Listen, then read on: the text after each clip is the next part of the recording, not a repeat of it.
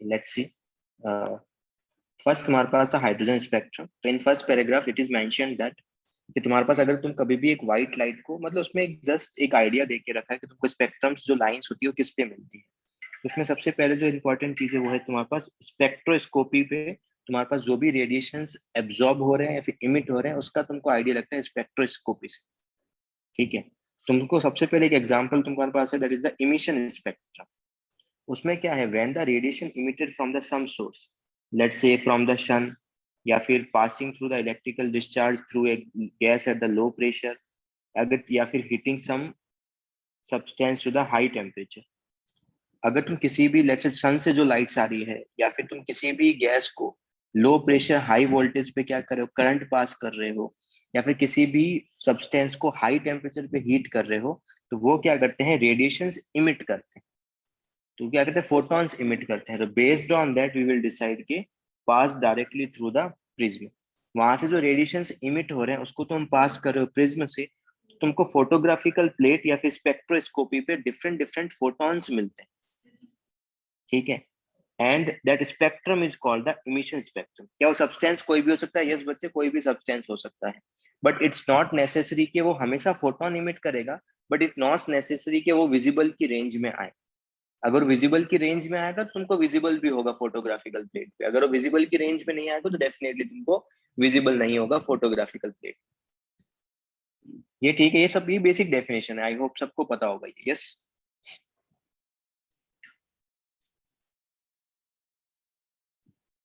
बच्चे, number of photons से colour का कोई लेना देना नहीं है। Number of photons is independent. Colour decide होता है कि कौन से वेवलेंथ का फोटोन वो इमिट कर रहा है। ठीक है।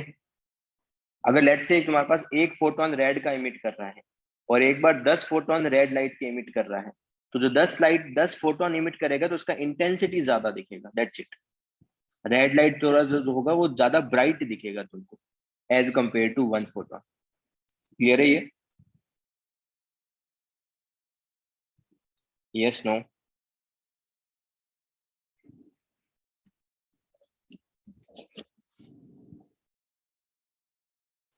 ये कौन पूछ रहा है कि व्हाट इज द स्पेक्ट्रम? बच्चे तुमने वीडियो देखा है क्या, मतलब थ्योरी और वीडियो पढ़ा है? आई डोंट थिंक कि तुमने थ्योरी और वीडियो पढ़ा होगा। शॉन,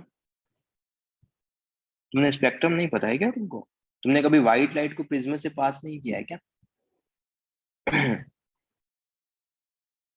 बच्चे इंटेंसिटी पे फोकस करेंगे अभी के लिए, इतना ध्यान रखो, इंटेंसिटी फोटोन पे डिपेंड करता है। यस, अगर ज्यादा फोटोन को इमिट करेगा तो इंटेंसिटी ज्यादा दिखेगी, लाइट ज्यादा ब्राइट दिखेगी।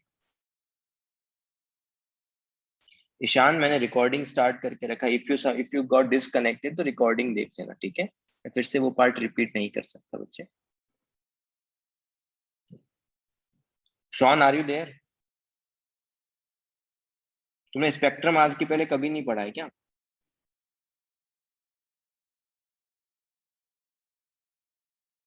हैड यू सीन द वो वीडियो जो मैंने लास्ट टाइम लिंक सेंड किया था?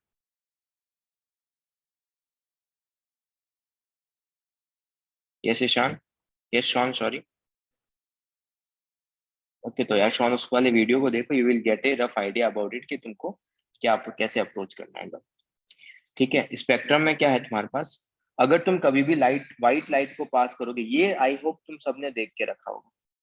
When a light when a white light from any source such as the sun हो गया, बल्ब हो गया, या फिर कोई भी हॉट ग्लोइंग बॉडी है, उसको एनालाइज करेंगे और उसको प्रिज्म से पास करेंगे, then it is observed that it is split into the 7 different wide band of colors from violet to red, and these colors are so continuous that each of them merges into the next। वो एक दूसरे में मर्ज रहते हैं।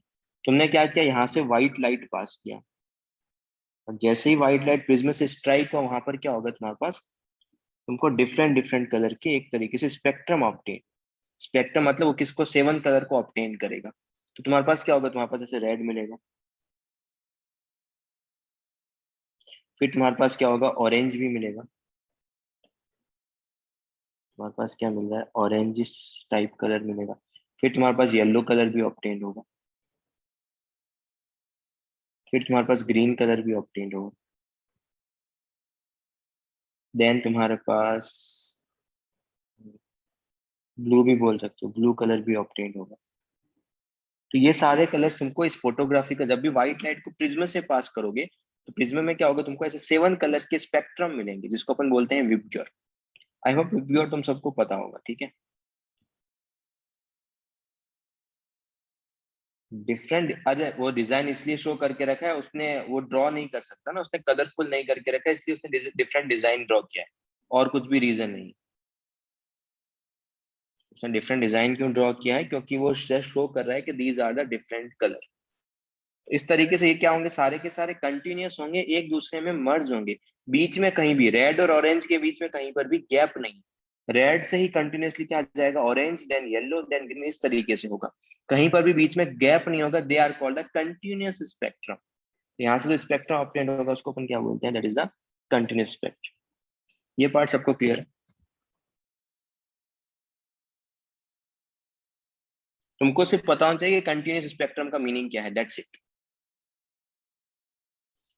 फिर तुम्हारे पास क्या होता है, डिस्ट्रिक्ट स्पेक्ट्रम। उसमें क्या होता है, एक होता है बैंड स्पेक्ट्रम। बैंड स्पेक्ट्रम में क्या होता है तुम्हारे पास, लेट्स से यहाँ पर तुमको कुछ कलर शो हो रहा है,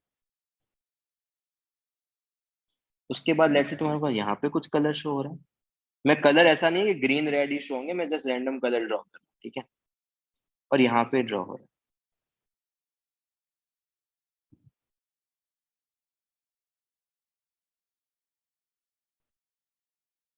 मेरा वॉइस क्लियर नहीं आ रहा है क्या?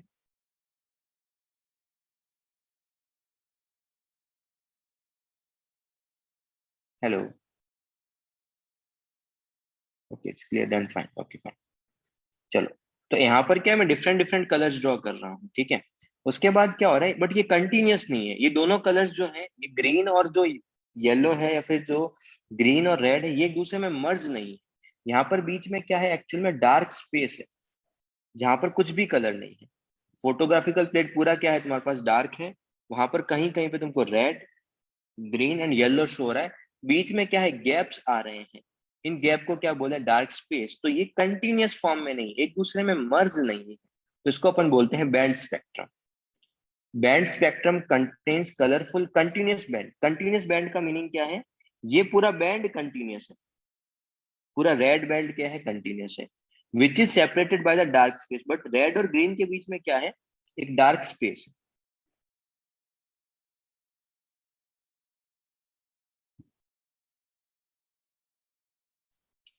ठीक है, और ये जनरली मिलता है molecular spectrum or band spectrum. जो भी मॉलिक्यूल से स्पेक्ट्रम मिलते हैं, अभी मॉलिक्यूल से कैसे स्पेक्ट्रम मिलते हैं वो I will let you know, ठीक है। ये कैसे ऑब्टेन्ड होगा, मैं अभी हाइड्रोजन एटम का स्पेक्ट्रम पढ़ाने वाले हैं, तो वहां पे मैं तुमको बताऊंगा कि स्पेक्ट्रम एक्चुअल में ऑब्टेन्ड कैसे होते हैं, ठीक है। तो वैसे अगर हाइड्रोजन का बताऊंगा, वैसे जिस तरीके से एटम्स का फाइंड आउट करेंगे, वैसे ही तो मॉलिक्यूल का भी स्पेक्ट्रम ऑब्टेन्ड कर सकते हो। बट मॉलिक्यूल का स्पेक्ट्रम जो है अपने सिलेबस में नहीं है, तो अपन हाइड्रोजन का स्पेक्ट्रम देख लेंगे। बच्चे, वो विजिबल क्या बोल रहे हैं, इज द इनविजिबल रेज और nothing in the dark space. वहां पर कुछ भी नहीं है, मतलब माइट भी डार्क स्पेस, मतलब वहां पे तुमको विजिबल की लाइट्स ऑब्टेन्ड नहीं हो रही है, सिंपली ऐसे बोल सकते हो। वहां पर कुछ भी फोटॉन्स ऑब्टेन नहीं हो रहे हैं। सर एटॉमिक स्पेक्ट्रम क्या होगा बताऊंगा, वही मैं बोल रहा हूँ। हाइड्रोजन स्पेक्ट्रम जब पढ़ेंगे, हाइड्रोजन क्या है, एटम, तो उसके स्पेक्ट्रम के बारे में डिस्कशन करने वाले हैं। No wavelength of the light in the dark space, yes Ishan, no wavelength तुम्हारे पास डार्क स्पेस में कोई भी वेवलेंथ नहीं। वैसे नेक्स्ट क्या है, डिस्ट्रिक्ट के अंदर सबसे पहले था कंटिन्यूअस, उसके बाद था डिस्ट्रिक्ट। डिस्ट्रिक्ट में दो है, एक बार तो बैंड मिल रहा है, एक बार लाइंस मिल रहे हैं। लाइन वाला अपने सिलेबस में है, लाइन वाला अपन देखने वाले हैं, ठीक है। ये एटॉमिक स्ट्रक्चर, अभी अपन एटॉम हाइड्रोजन का स्पेक्ट्रम देखेंगे तो वहां पर अपन ये चीज देखने वाले हैं। तो लाइन स्पेक्ट्रम में क्या हो रहा है, इस बार तुमको है ना बैंड्स नहीं मिलती, ऐसे लाइन मिल रही है। लेट्स से एक रेड लाइन मिला, लेट्स से एक ग्रीन लाइन मिला, लेट्स से तुम्हारे पास एक येलो लाइन मिला, एक और कोई पिंक लाइन मिला। तो इस बार लाइंस मिल रहा है, और बीच में यहाँ पर क्या है तुम्हारे पास, यहाँ पर ये सारे के सारे क्या है, डार्क स्पेस। नो बच्चे, नहीं है तुम्हारे पास मॉलिक्यूलर स्पेक्ट्रम सिलेबस में, बट जैसे ऐसे ही ऐसे ही बता के रखा है तुम्हारे पास किस तरीके से ऑब्टेन होता है। लाइंस किस तरीके से अरेंज होती है, ये तुम्हारे पास अगेन डिसकंटिन्यूअस फॉर्म में अरेंज रहेगी, ठीक है। एंड लाइन स्पेक्ट्रम जो मिलता है वो ऑब्टेन होता है एटम्स। बच्चे बैंड में कंटिन्यूअस बैंड्स मिलेंगे ना यार, तुम खुद भी कुछ सोचते ही नहीं हो यार, तुम कंटिन्यूअसली आई होप मैसेज ही करते रहते।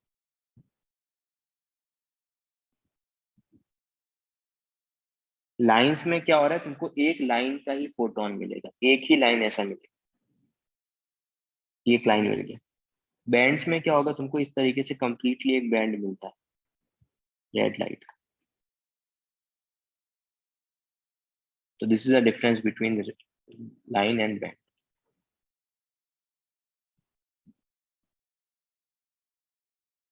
हाँ, ऐसा भी बोल सकते हैं, band is the 2D and line is the 1D। Yes.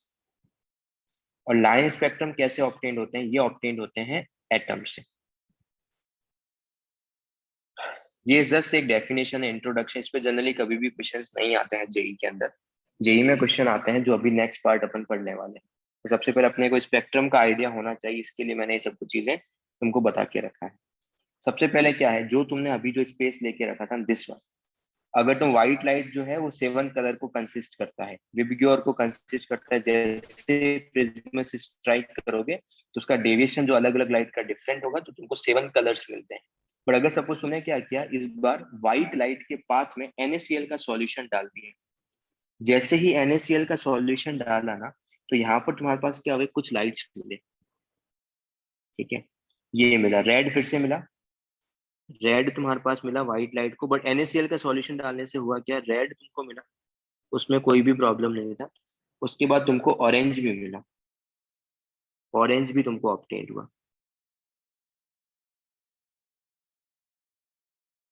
उसके बाद तुम्हारे पास जो नेक्स्ट ऑब्टेन हुआ, सीधा ग्रीन ऑब्टेन हुआ। जहां पे येलो ऑब्टेन होना चाहिए था, येलो ऑब्टेन नहीं हुआ। उसके बाद तुम्हारे पास जो नॉर्मली जो ब्लू कलर था, वो भी ऑब्टेन हुआ। फिर इंडिको भी हुआ और वॉयलेट भी हुआ। ठीक है, बट जो येलो कलर जहां पे आना चाहिए था, वहां पे क्या आ रहा था एक्चुअल में, वहां पे डार्क स्पेस आ गया।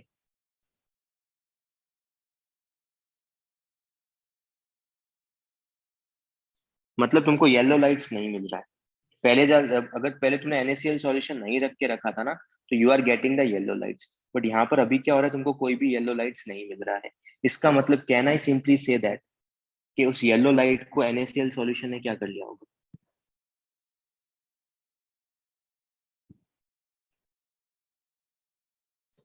येलो लाइट्स को क्या कर लिया होगा, एब्जॉर्ब।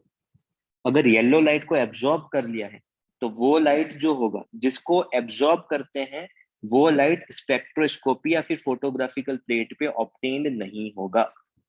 मैं फिर से रिपीट कर रहा हूँ, जिस भी पर्टिकुलर फोटोन को एब्जॉर्ब कर लिया है, वो यहाँ पे तुम्हारे पास विजिबल नहीं होगा। यहाँ पे कौन कौन से स्पेक्ट्रम मिल सकते हैं, रेड मिलेगा, ऑरेंज मिलेगा, ग्रीन मिलेगा, ब्लू मिलेगा, इंडिगो मिलेगा एंड वॉयलेट मिलेगा। जो एब्जॉर्ब कर लिया है वो तुमको फोटोग्राफिकल प्लेट पे नहीं दिखेगा।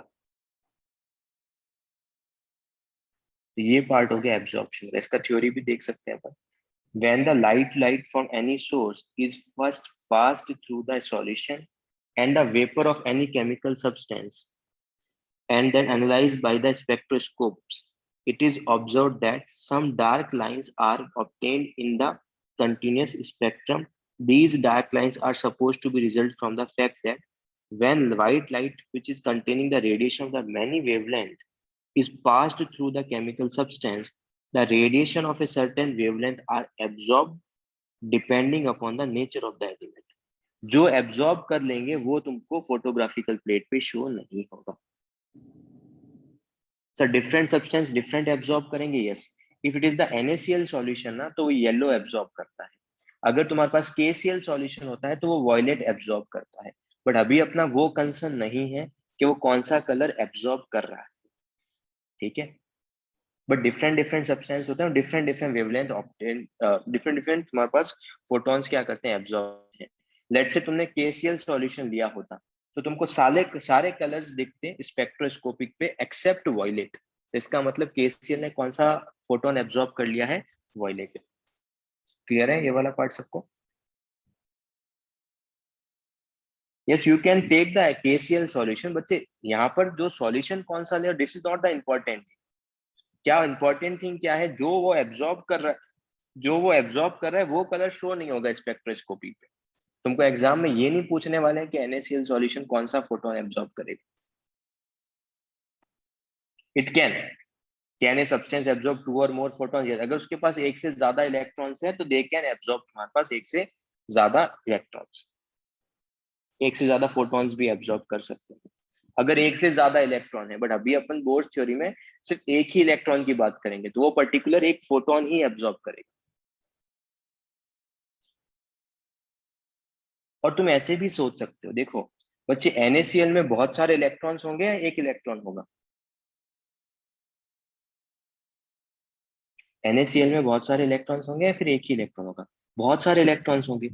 इसीलिए क्या होता है, अगर एक से ज्यादा इलेक्ट्रॉन्स होंगे तो डेफिनेटली हर इलेक्ट्रॉन क्या करेगा, लेट्स से तुम्हारे पास 10 इलेक्ट्रॉन जो है वो रेड को क्या कर रहे हैं, एब्जॉर्ब कर रहे हैं, या फिर रेड को क्या कर रहे हैं, इमिट कर रहे हैं। इसीलिए अगर वो कंटिन्यूसली रेड को इमिट कर रहे हैं, रेड को एब्जॉर्ब कर रहे हैं, इसका मतलब, इसीलिए यहाँ पर क्या होता है, बैंड्स मिलते हैं ऐसे, कि बहुत सारे इलेक्ट्रॉन्स जो है उसको एब्जॉर्ब कर रहे हैं, तो बैंड तुमको मिलते हैं। वही हाइड्रोजन में क्या होता है, तुम्हारे पास एक ही एटम है और एक ही इलेक्ट्रॉन है, तो वहां से एटम्स में जनरली क्या होता है, एक सिंगल लाइन क्या मिलता है, ऑब्टेन्ड होता है। मॉलिक्यूल में क्या होते हैं, बहुत सारे इलेक्ट्रॉन्स होते हैं, तो बहुत सारे ट्रांजिशंस पॉसिबल होते हैं। ठीक है, तो वहां से तुमको क्या होता है, बैंड्स दिखते हैं, और हाइड्रोजन में तुम्हारे पास लाइंस ऑब्टेन्ड होते हैं। ये पॉइंट सबको क्लियर है?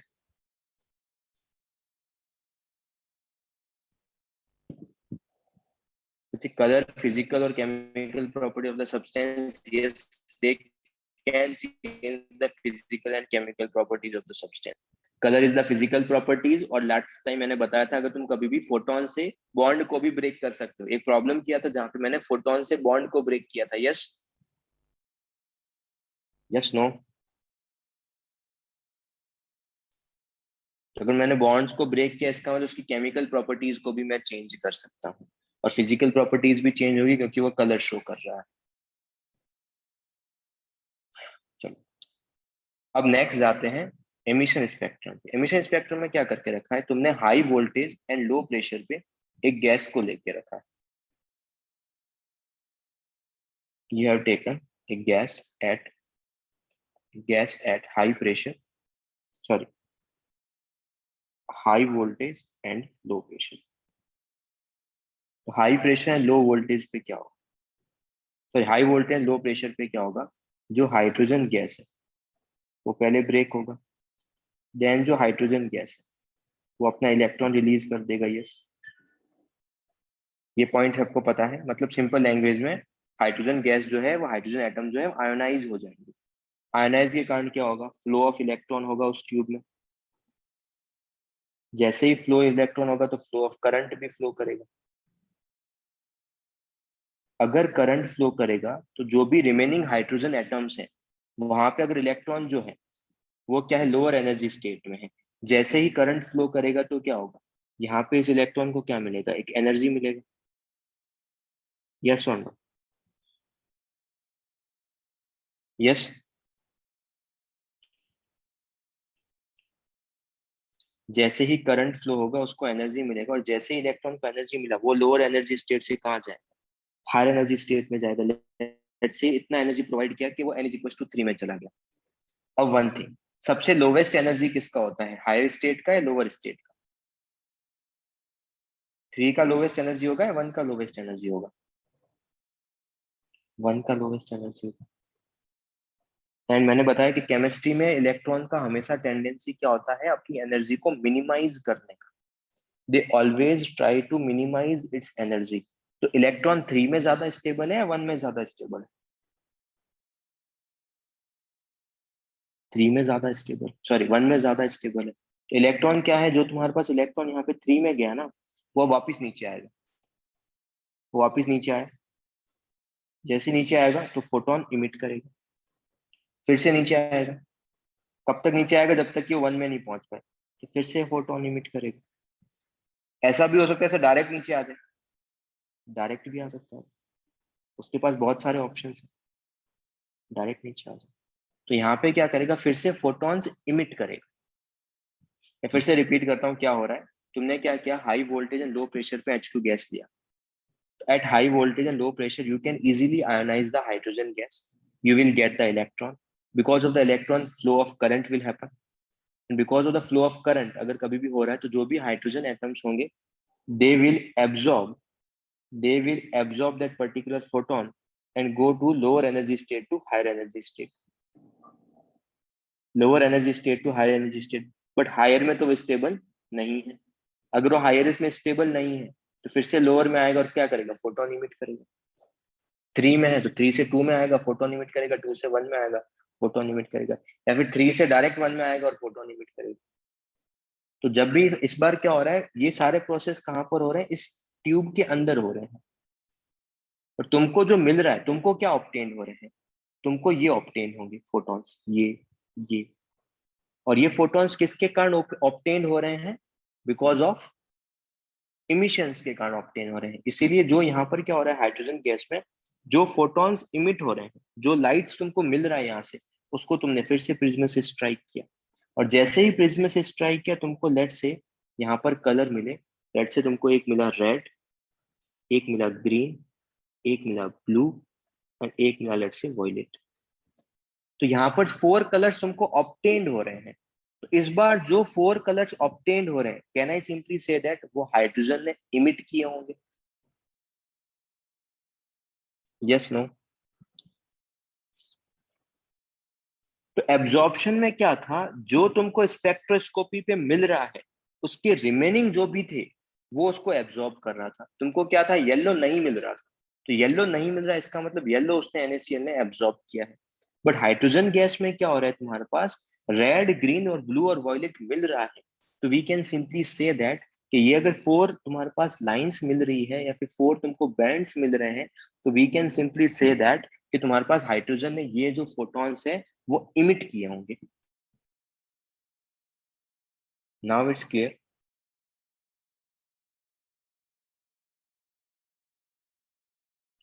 हाँ बच्चे, वही तनिषा, कौन से कलर हाइड्रोजन इमिट करेगा, मैं उसके लिए एक पिक्चर सेंड कर रहा हूँ, just wait. I am sending a one picture on the group. सब लोग देखो एक बार उस पिक्चर को। एक्चुअल में वेट, हाँ,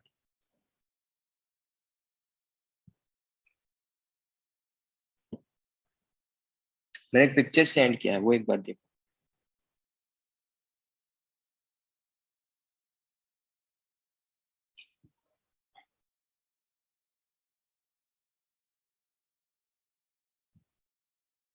बच्चे वो एब्जॉर्ब कर रहा है, एब्जॉर्ब कर रहा है तभी तो तुम्हारे पास एब्जॉर्ब करके हायर में जाएगा। बट तुमको तो जो जो तुमको लाइट्स मिलेगी वो तो इमिशन वाली लाइट्स मिलेगी ना यार। इनिशियली हाइड्रोजन गैस में तुमने करंट वर्ंट प्रोवाइड नहीं किया तो एब्जॉर्ब नहीं करेगा। जैसे ही प्रोवाइड करोगे, एब्जॉर्ब करके हायर स्टेट में जाएगा। तुम एनर्जी प्रोवाइड कर रहे हो as in the form of the current, higher में गया। जैसे ही हायर में जाएगा, हायर में स्टेबल नहीं है, लोअर में आएगा, फोटोन इमिट करेगा। जो इमिशन वाली लाइट है उसको तुम प्रिज्म पे स्ट्राइक करवा रहे हो। जैसे ही प्रिज्म से स्ट्राइक करा, you are getting the 4 photons। where but sir, from where is getting photons means? अभी तुम ये मत सोचो कि 4 लाइंस कहाँ से आ रही है। अभी तुम्हारा मेन कंसर्न होना चाहिए कि 4 लाइंस मिल रही है। सिंपल मीनिंग क्या है एब्जॉर्प्शन का, अगर तुम कभी भी किसी फोटो स्पेक्ट्रोस्कोपी में अगर तुमको येलो लाइट्स नहीं दिख रहा है, इसका मतलब NaCl ने येलो येलो लाइट क्या कर लिया है, एब्जॉर्ब कर लिया है। इन दिस केस अगर तुमको 4 लाइंस मिल रही है, इट मींस वो 4 लाइट हाइड्रोजन ने इमिट की। ये 4 लाइट्स कहाँ से मिलेगी, वेवलेंथ कैसे मिलेगा, we can simply determine that. तुमने सबने वो डायग्राम देखा? Yes no? सर कौन से फोटोन इमिट होंगे, कौन सी वेवलेंथ का फोटोन इमिट होगा, यही स्पेक्ट्रम में पढ़ने वाले हैं। जब न्यूमेरिकल सॉल्व करेंगे तो you will get to know कि कौन सा फोटोन इमिट हो रहा है, कब, कौन ट्रांजिशन से ये 4 लाइंस मिलेगी, ये सब कुछ देखने वाले हैं। बट जस्ट वेट, जब अपन न्यूमेरिकल स्टार्ट करेंगे तो। अभी के लिए मेन इंपॉर्टेंट चीज क्या है, सारे टाइप के रेडिएशन मिल सकते हैं? यस बच्चे, मिल सकते हैं सारे टाइप के रेडिएशन। यस वेदांत, बहुत सारे रेडिएशंस मिलेंगे, बट विजिबल में ये 4 ही होते हैं। हाइड्रोजन स्पेक्ट्रम में तुमको सिर्फ 4 ही लाइंस विजिबल, 4 ही ट्रांजिशन से विजिबल लाइट्स मिलती है। और वो 4 लाइट्स कौन कौन सी होती है, एक होती है रेड, एक होता है जनरली ब्लू वॉयलेट, एक होता है ब्लू ग्रीन और एक होता है वॉयलेट, जो मैंने डायग्राम तुमको सेंड किया है, देखो ग्रुप पे। ये चार लाइट्स कहाँ से मिल रही है, कौन से ट्रांजिशन से मिलेगा, वो अभी आज की क्लास में फिनिश हो जाएगा। So don't just wait for another 15 to 20 minutes. आज की क्लास में तुमको ये चार लाइट्स मिल जाएगी कि कौन से ट्रांजिशन से ये मिलना चाहिए। बट एब्जॉर्प्शन में जो एब्जॉर्ब हो गया वो लाइट नहीं दिखेगा, इमिशन में जो एब्जॉर्ब नहीं हुआ, जो इमिट करेगा वो लाइट्स दिखेगी। मेन फंक्शन ये है। बच्चे अभी अपन कैथोड रेज की थोड़ी बात कर रहे हैं, right now we are talking about the H2 gas ना यार। बच्चे स्लिट वेट का सिर्फ स्लिट का यूज वो है कि सो दैट कि लाइट तुम्हारे पास एक पर्टिकुलर डायरेक्शन से जाए, ऐसे रैंडम कहीं पर मूव ना करे।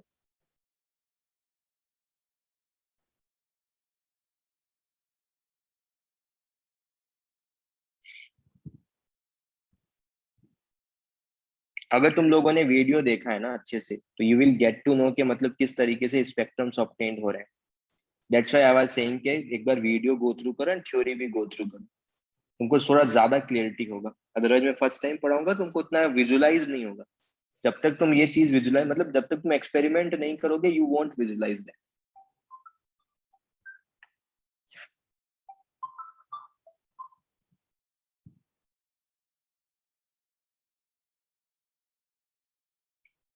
बच्चे वो तुम कैसे बता सकते हो कि कलर क्या होगा ऑब्टेन, वो अपने को थोड़ी पता है। व्हाइट लाइट नहीं है, अगर व्हाइट लाइट होता तो डेफिनेटली क्या होता, तुम्हारे पास सातों कलर्स मिलते हैं।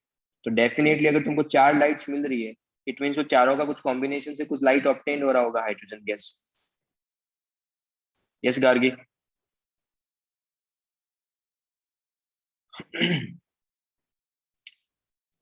रेड ग्रीन ब्लू और वॉयलेट से जो चारों लाइट्स मिल रही होगी तुमको, उसी के बेसिस पे डिसाइड होगा कि यहाँ से कौन सा लाइट ऑब्टेन्ड हो रहा है। मेरा कंसर्न ये नहीं है कि यहाँ से कौन सा लाइट ऑब्टेन्ड हो रहा है, मेरा कंसर्न ये है कि यहाँ पे तुमको कौन सी लाइट्स मिल रही।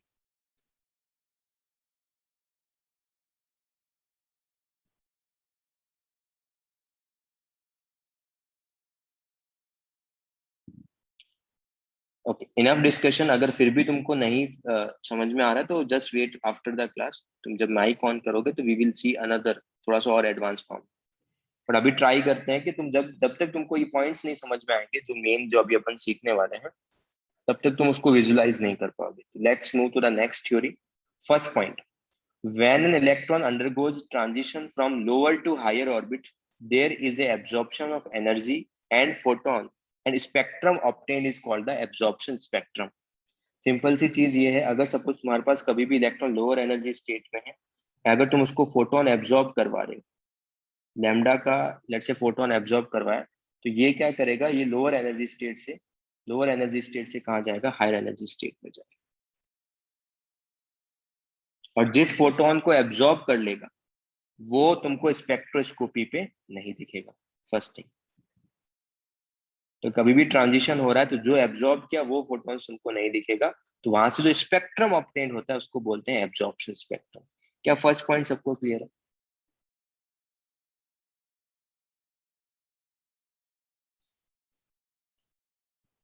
Okay, now move to the next one. But electron higher में स्टेबल है, लोअर में स्टेबल है?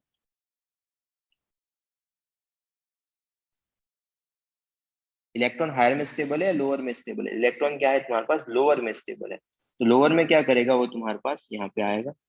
इस बार क्या करेगा वो, फोटोन को इमिट करेगा। जैसे ही हायर में जाएगा फोटोन इमिट करेगा, और फोटोन जब इमिट करेगा तो वहां से जो स्पेक्ट्रम मिलेगा वो इमिशन स्पेक्ट्रम मिलेगा। सेकंड पॉइंट देख सकते हो, when an electron undergoes transition from higher to lower orbits, there is a emission of energy and the spectrum obtained is called the emission spectrum. Clear है ये वाला part सबको?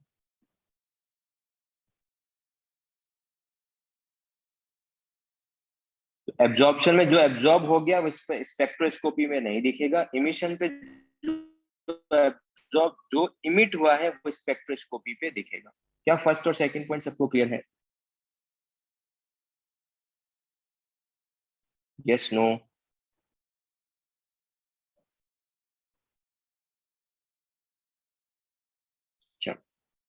Next point, अगर suppose तुम्हारे पास, let's take the example of hydrogen, hydrogen के ground state का energy है -13.6, सेकंड का एनर्जी है -3.4, थर्ड का एनर्जी है -1.51।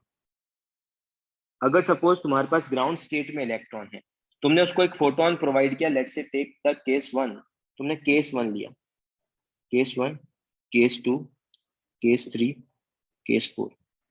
अगर तुमने 10.2 इलेक्ट्रॉन प्रोवाइड किया, 10.2 इलेक्ट्रॉन वोल्ट एनर्जी प्रोवाइड किया, क्या वो इलेक्ट्रॉन जो है उस पर्टिकुलर फोटोन को एब्जॉर्ब करेगा या नहीं करेगा? This energy gap is given, तुम फाइंड आउट भी कर सकते हो, लास्ट टाइम बताया भी होगा। ये एनर्जी गैप कितना है? Sorry, this energy gap is, ये एनर्जी गैप कितना है? 10.2 इलेक्ट्रॉन वोल्ट। ये एनर्जी गैप कितना? 12.09 इलेक्ट्रॉन। वो निकाल सकते हो, इसको सब्ट्रैक्ट करोगे, इसको इसमें से सब्ट्रैक्ट करोगे तो यू विल गेट 12.0। बट मेरा क्वेश्चन ये है क्या अगर तुमने फोटोन का एनर्जी 10.2 प्रोवाइड किया, क्या वो इलेक्ट्रॉन फोटोन को एब्जॉर्ब करेगा, यस और नो? तो फर्स्ट वाले केस में वो क्या करेगा, इस फोटोन को एब्जॉर्ब कर लेगा, एब्जॉर्ब जाएगा वो, एब्जॉर्ब करके कहाँ जाएगा वो? ग्राउंड स्टेट से एब्जॉर्ब करेगा तो कहाँ जाएगा वो? सेकंड ऑर्बिट में या फिर फर्स्ट एक्साइटेड स्टेट में? Yes, okay good. अगर तुमने 10.1 एनर्जी प्रोवाइड किया, क्या उस फोन को अगर तुमने 10.1 एनर्जी प्रोवाइड किया तो क्या उस फोटोन को एब्जॉर्ब करेगा, यस नो? नो, तो वो एब्जॉर्ब नहीं करेगा। करस्पॉन्डिंग कोई ऑर्बिट ही नहीं है, अगर ऑर्बिट ही नहीं है तो वहां पर तुम्हारे पास इलेक्ट्रॉन एक्साइट होगा ही नहीं, वो ग्राउंड स्टेट का ग्राउंड स्टेट में ही रहेगा। अगर तुमने 10.1 एनर्जी प्रोवाइड किया तो 10.1 एनर्जी के करस्पॉन्डिंग कोई तुम्हारे पास एनर्जी स्टेट ही नहीं है, अगर एनर्जी स्टेट ही नहीं है इसका मतलब वो एब्जॉर्ब करेगा ही नहीं। यस,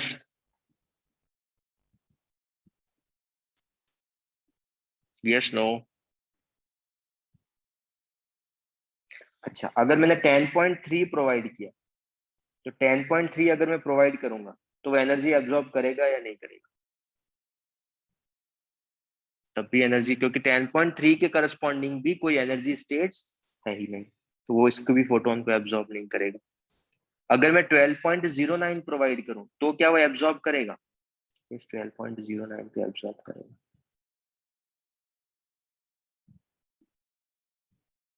अब मेरा तुमसे एक क्वेश्चन है, ठीक है, जस्ट ऐसे सोचो, let's take the case three. If I take the case three ना, क्या ऐसा पॉसिबल है क्या कि फोटोन जो है 10 पॉइंट इलेक्ट्रॉन जो है 10.3 के फोटोन को एब्जॉर्ब कर ले एंड सेकंड स्टेट में चला जाए? तुम कितनी प्रोवाइड, देखो 10.1 पे तो कोई केस ही नहीं है, 10.3 पे क्या कर सकता है वो? क्या वो ऐसा कर सकता है कि 10.2 उसने एब्जॉर्ब कर लिया और रिमेनिंग एनर्जी को उसने काइनेटिक एनर्जी में कन्वर्ट कर दिया? क्या ऐसा तुमको डाउट आ रहा है क्या? क्योंकि 10.1 में तो डेफिनेटली ठीक है, बट 10.3 में तो ऐसा कर सकते हैं ना कि सर उसने 10.2 एब्जॉर्ब कर लिया और रिमेनिंग को काइनेटिक में कन्वर्ट कर दिया। ये डाउट आना चाहिए, यस और नो? बट ऐसा नहीं होता है, इसका रीजन क्या है?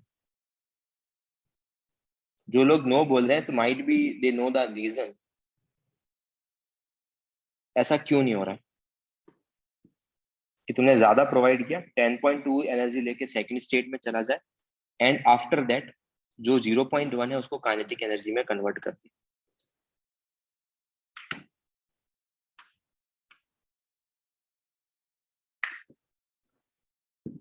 अच्छा, fix energy state I know, मैं प्रोवाइड तो 10.2 ही तो कर रहा हूँ, 10.2 प्रोवाइड कर दो, 10.3 के करस्पॉन्डिंग ऑर्बिट्स नहीं है।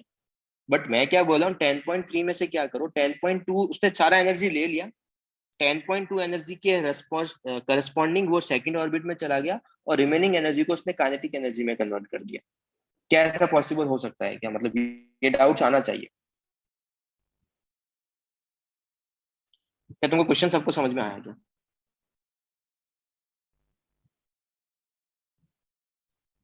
आई एम सेइंग दैट कि तुम्हारे पास 10.3 जो है वो एनर्जी एब्जॉर्ब किया, उसमें से 10.2 का एनर्जी लेके वो सेकंड स्टेट में चला गया, एंड सेकंड स्टेट में जैसे ही गया जो रिमेनिंग एनर्जी बचा है वो उसकी काइनेटिक एनर्जी में चला जाए।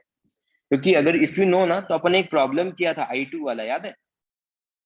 अपन ने एक प्रॉब्लम किया था कौन से लेक्चर में, माइट बी, अगर तुम कभी भी ज्यादा एनर्जी प्रोवाइड करते हो, no it's not in 6, might be it's in 7th lecture. ये देखो जो डिस्कशन बाकी है अपना, देखो जितना एनर्जी रिक्वायर्ड था उससे तुमने ज्यादा प्रोवाइड कर दिया, तो रिमेनिंग एनर्जी किस में कन्वर्ट हो रहा था? काइनेटिक एनर्जी में। Yes, this was for ionisation, I know, but मैं बोल रहा हूँ कि ऐसा पॉसिबल हो सकता है ना, यहाँ पर ऐसा भी तो हो सकता है कि वो 10.2 एब्जॉर्ब कर ले, 10.2 एब्जॉर्ब करके हायर में चला जाए, काइनेटिक एनर्जी में कन्वर्ट हो जाए, बट ऐसा नहीं होता। रीजन क्या है?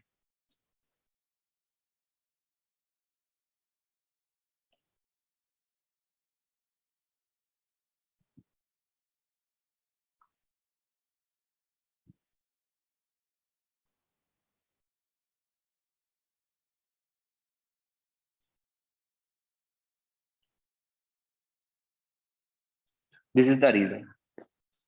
जो सेकंड ऑर्बिट है उसका काइनेटिक एनर्जी भी फिक्स है, वहां पे इलेक्ट्रॉन का काइनेटिक एनर्जी भी फिक्स है, कितना? It's 3.4 electron volt. ऐसा तुम नहीं कर सकते हो, ऐसा नहीं करोगे कि जो रिमेनिंग एनर्जी है उसकी काइनेटिक में कन्वर्ट कर लो। अगर तुम काइनेटिक में कन्वर्ट करोगे तो उसका 3.5 इलेक्ट्रॉन वोल्ट हो जाएगा, जो कि पॉसिबल नहीं है। क्या ये पॉइंट सबको क्लियर है?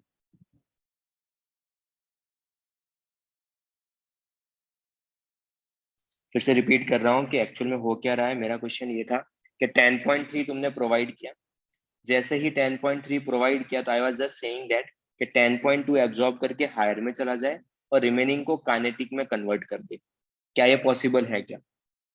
तो फिर मैंने इसका कंक्लूजन दिया क्या कि ये पॉसिबल नहीं है, बिकॉज वहां पे जो सेकेंड स्टेट है उसका काइनेटिक एनर्जी भी फिक्स है, वो कितना है? +3.4 इलेक्ट्रॉन वोल्ट।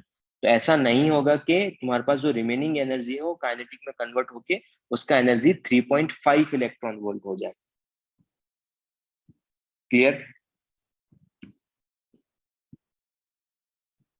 अगर तुमको एक क्लियर है ना, तो तुमको डेफिनेटली नेक्स्ट पार्ट समझ में आ जाएगा। अब तुम्हारे पास इलेक्ट्रॉन है ग्राउंड स्टेट ऑफ हाइड्रोजन में। इस बार ग्राउंड स्टेट का एनर्जी कितना है? 13.6। ठीक है, एंड इन्फिनिटी का एनर्जी है 0। इन्फिनिटी पे भेजने के लिए मिनिमम कितना एनर्जी रिक्वायर्ड होगा उस इलेक्ट्रॉन को? 13.6, जो कि उसके आयनाइजेशन के इक्वल होगा। यस और नो? जो कि उसका आयनाइजेशन एनर्जी के इक्वल होगा, कितना? 13.6। और तुमने जो प्रोवाइड किया है वो 14 इलेक्ट्रॉन वोल्ट किया है, क्या आप वो लेगा उस 14 इलेक्ट्रॉन वोल्ट को? यस और नो?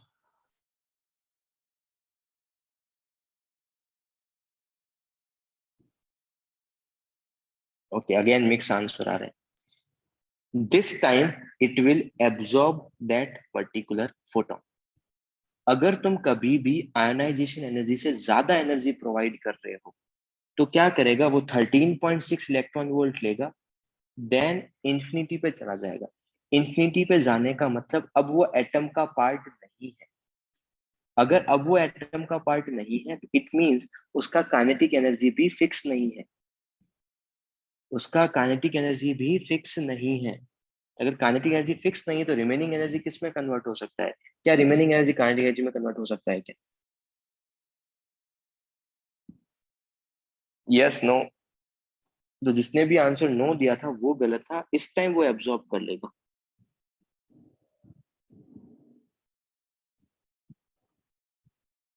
मैं फिर से रिपीट करता हूँ क्या था, दोनों पॉइंट साथ में रिलेट करते हैं, ठीक है? अगर सपोज तुम्हारे पास अगर तुमने 10.3 इलेक्ट्रॉन वोल्ट प्रोवाइड किया, तो उसने क्या किया? 10.3 वाले को, फोटोन को इसलिए एब्जॉर्ब नहीं किया, इट कैन बी पॉसिबल कि वो 10.2 एब्जॉर्ब करके हायर में चला जाए और रिमेनिंग एनर्जी को काइनेटिक एनर्जी में कन्वर्ट कर दे। बट एक्चुअल में उस ऑर्बिट का काइनेटिक एनर्जी भी फिक्स है, इसलिए वो 10.3 इलेक्ट्रॉन वोल्ट के फोटोन को एब्जॉर्ब नहीं कर रहा है। इन द सेकेंड केस, अगर तुमने उसको आयनाइजेशन एनर्जी से ज्यादा प्रोवाइड किया ना, तो वो क्या करेगा, इन्फिनिटी पे चला जाएगा. Now it is not the part of atom, तो उसका काइनेटिक एनर्जी फिक्स नहीं है. तो remaining energy can be converted into the kinetic energy. क्या ये पॉइंट सबको क्लियर है? 13.6 से जितना भी दोगे वो उसको ले लेगा एंड एटम से बाहर निकल जाएगा. एटम से बाहर निकलने के बाद उसका कुछ भी काइनेटिक एनर्जी हो सकता है. स्टेबल होगा, अनस्टेबल होगा, we don't know that, but actual में अपन एनर्जी सप्लाई करोगे, बाहर निकल जाएगा. बाहर निकलेगा तो फ्री इलेक्ट्रॉन है वो, तो वो करंट फ्लो करना स्टार्ट कर देगा. मतलब एक तरीके से सिंपल, हाइड्रोजन तो तुम्हारे पास है वो आयोनाइज हो गया है, ऐसा बोल सकते हो. Yes, atom will lose one electron. Yes, जो एक इलेक्ट्रॉन था वो भी उसने लूज कर दिया. उस पर चार्ज और पॉजिटिव चार्ज आ जाए. तो जो थर्ड एंड फोर्थ पॉइंट था वो यही था. Third point, if the absorb energy is not equal to the energy gap in a particular atom, then electron will not absorb that photon and will remain in the same state. ये मैंने case कौन सा लिखा है? ये मैंने 10.3 electron volt के corresponding case लिखा है. And if the energy supplies is more than the ionization energy of a particular atom, then electron will go to n is equals to infinity and the remaining energy will convert into the kinetic energy. तो तुमने energy supply कितना required था बाहर निकालने के लिए? 13.6. Given कितना दिया है? 14 इलेक्ट्रॉन वोल्ट. एनर्जी रिमेनिंग कितना रहेगा?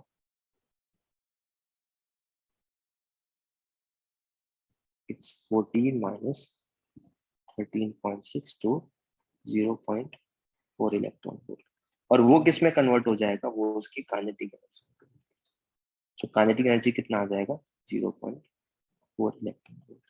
इसका मैं अभी यूज नहीं कर रहा, but when we learn the de Broglie wavelength, तो वहां पर we will do such kind of problems. एक प्रॉब्लम करेंगे, वहां से तुम डी ब्रोगली वेवलेंथ भी फाइंड आउट कर सकते हो.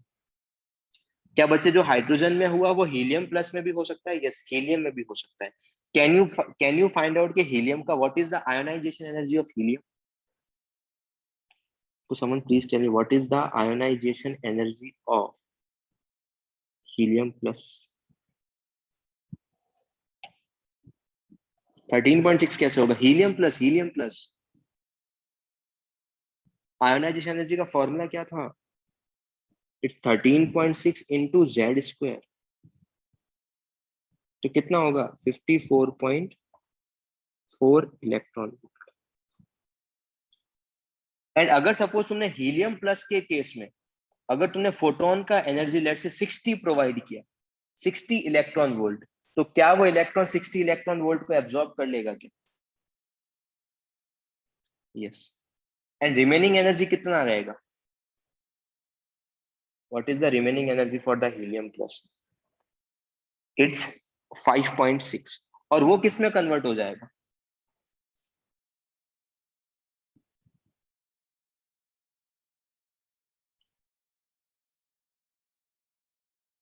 if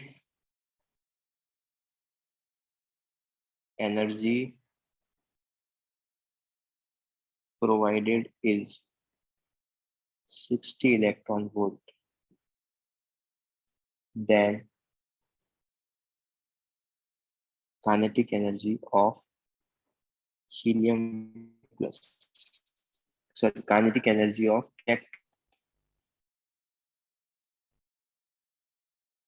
कितना हो जाएगा वो तुम्हारे पास? That will be 60 minus 54.4, that comes out 5.6 electron. Clear सबको?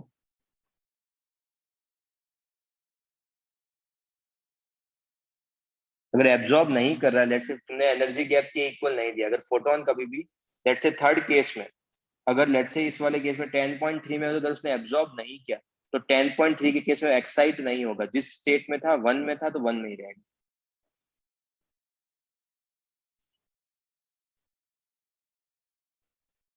क्लियर है सबको ये वाला पार्ट?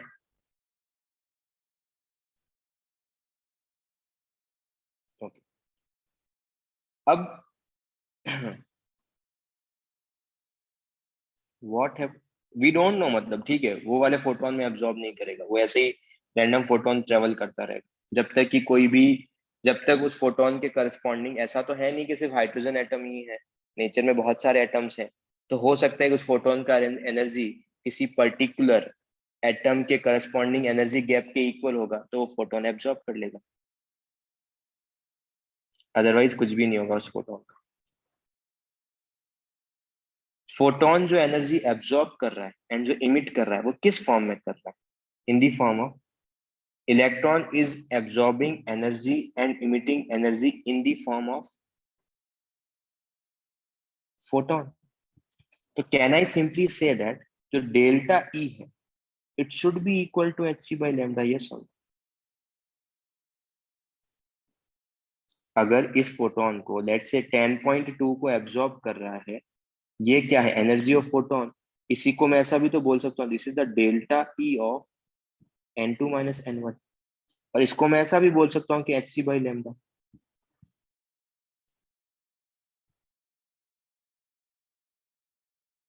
यस यस जतिन, तुम सही बोल रहे हो।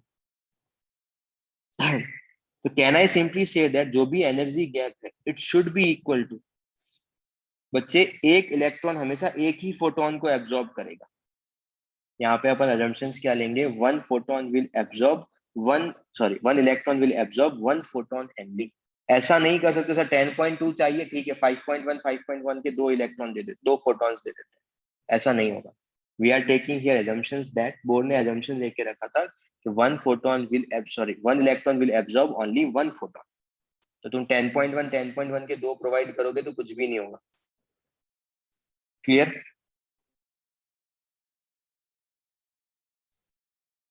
Yes no? बच्चे एमिशन किस तरीके से होंगे मैं तुमको बताऊंगा, अभी कितना एमिशन होगा उसके बारे में डिस्कशन नहीं है, अभी सिर्फ देख रहे हैं कब एब्जॉर्ब हो रहा है कब इमिट हो रहा है, दैट्स इट। ओके चलो, तो can I simply say that energy gap it should be equal to the hc by lambda? Yes और?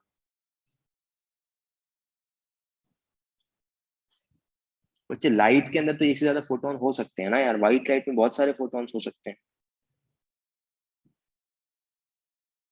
So can I simply say that hc by lambda is equals to 13.6 into z square into 1 upon n1 square minus 1 upon n2 square in electron volt. Now I am converting electron volt into joule. So 13.6 into z square into 1.6 into 10 to the power minus 19। ये क्यों क्या है? So that I can convert electron volt into joule, ये conversion भी लिखा है। Now I am dividing 13.6 into 1.6 into 10 to the power minus 19 divided by hc into z square into 1 upon n1 square minus 1 upon n2 square। क्या h और c constant है क्या? तो यहां से एक नया कांस्टेंट, ये पूरा क्या है? कांस्टेंट वैल्यू है जिसको r से रिप्रेजेंट करते हैं, where r is the Rydberg constant, where r is the Rydberg constant. तो फॉर्मूला क्या आ जाएगा? 1/λ is equal to R Z square into 1/n1 square minus 1/n2 square. Always remember this thing, whenever you apply this formula, n2 should be greater than n1, क्योंकि energy के अंदर भी energy gap तभी positive आएगा when n2 should be greater than n1। where r क्या है? r is the Rydberg constant, एक constant है, इस कांस्टेंट की वैल्यू जब तुम इसको सॉल्व करोगे तो तुमको मिलेगा, बट ये सॉल्व अपन कर चुके हैं। इसका वैल्यू आता है 109678 centimetre inverse, 109678 into centimetre inverse. But I would suggest कि तुमको आर का वैल्यू रिमेंबर नहीं रखना है, तुमको आर का वैल्यू ध्यान नहीं रखना है, तुमको 1/r का वैल्यू ध्यान रखना है। तो मैंने क्या किया है, मैंने जो 1/r का वैल्यू के लिए क्या फाइंड आउट किया है, मैंने इसको डिवाइड किया। 1 को इस नंबर से डिवाइड किया तो आंसर मेरे को सेंटीमीटर में मिलेगा। डिवाइड करने के बाद मैंने सेंटीमीटर को आर्मस्ट्रॉन्ग में कन्वर्ट किया, तो अपने को 1/r का वैल्यू ध्यान रखना है, वो होता है 912 Armstrong. You can simplify it, 1 को डिवाइड करो इस नंबर से, उसके बाद सेंटीमीटर को कन्वर्ट करो आर्मस्ट्रॉन्ग में, you will get this answer. अगर किसी को करना है तो वो घर पे, अगर किसी को कांस्टेंट वांस्टेंट अगर सॉल्व करने हो ना, तो तुमको अपने कॉन्फिडेंस के लिए तुम घर पे ट्राई कर सकते हो। सर 1/r का वैल्यू क्यों ध्यान रख रहे हैं, आर का क्यों नहीं रख रहे हैं, उसका रीजन अभी थोड़ा टाइम में तुमको पता चल जाएगा, डोंट वरी। पर अगर सपोज मैंने तुमको, तो फॉर्मूला सबसे इंपॉर्टेंट है स्पेक्ट्रम के अंदर, 1/λ is equal to R Z square into 1/n² minus 1/n² square. If we know the transition ना, तो we can easily determine that कि उसने कौन से वेवलेंथ का फोटोन एब्जॉर्ब किया है, कौन से वेवलेंथ का फोटोन इमिट किया है। अगर 2 से 3 में ट्रांजिशन कर रहा है, let's say hydrogen is making transition from 2 to 3, to put the value of n1 2, put the value of n2 3, from there you can get the lambda. Yes, no?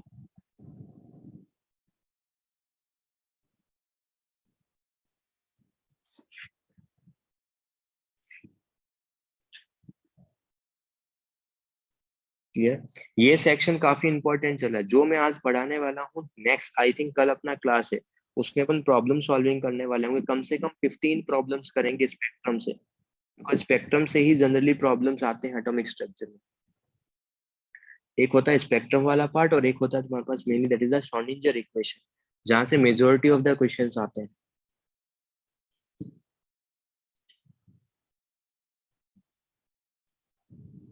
Okay okay. अगर मेरे को 1/λ पता है, 1/λ R Z square into 1/n1² minus 1/n2², can I say 1/λ is equal to wave number? Yes, 1/λ is equal to wave number. तो wave number का formula आ जाएगा, wave number is equal to R Z square into 1/n1² minus 1/n2²। और if you want to find out the frequency, frequency क्या होता है? Frequency is equal to, frequency is equal to c/λ। Yes, frequency, frequency क्या होता है? Frequency, ये formula पढ़ा है ना अपन ने, c is equal to mu lambda, तो mu is equal to c/λ। तो फ्रीक्वेंसी क्या होगा? c into 1/λ। और 1/λ का फॉर्मूला मुझे पता है, 1/λ का फॉर्मूला मुझे पता है, वो क्या हो जाएगा? c into are Z square into 1/n1² minus 1/n2²। Clear? उनको फॉर्मूला लैम्डा का ही याद रखना है, 1/λ का।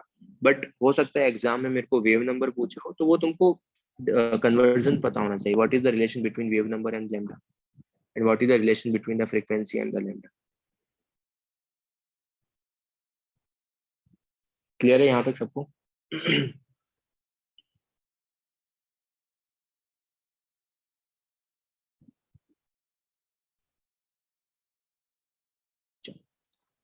नेक्स्ट, हाँ, नेक्स्ट ये प्रॉब्लम करो। Find out the wavelength of photon emitted if an electron undergoes transition from third excited state to second state. Third excited है, थर्ड एक्साइटेशन का मतलब एन कितना होगा? n4। और सेकंड स्टेट का मतलब n कितना है? n2। n2 सेकंड स्टेट बोल रहा हूं मैं, सेकंड एक्साइटेड स्टेट नहीं बोल रहा हूं मैं। I am talking about the second state, not second excited state. And what about the z? z कितना होगा यहाँ पे? लिथियम 2, लिथियम प्लस है, z कितना होगा? 2। Apply the formula, formula apply करो and get the answer.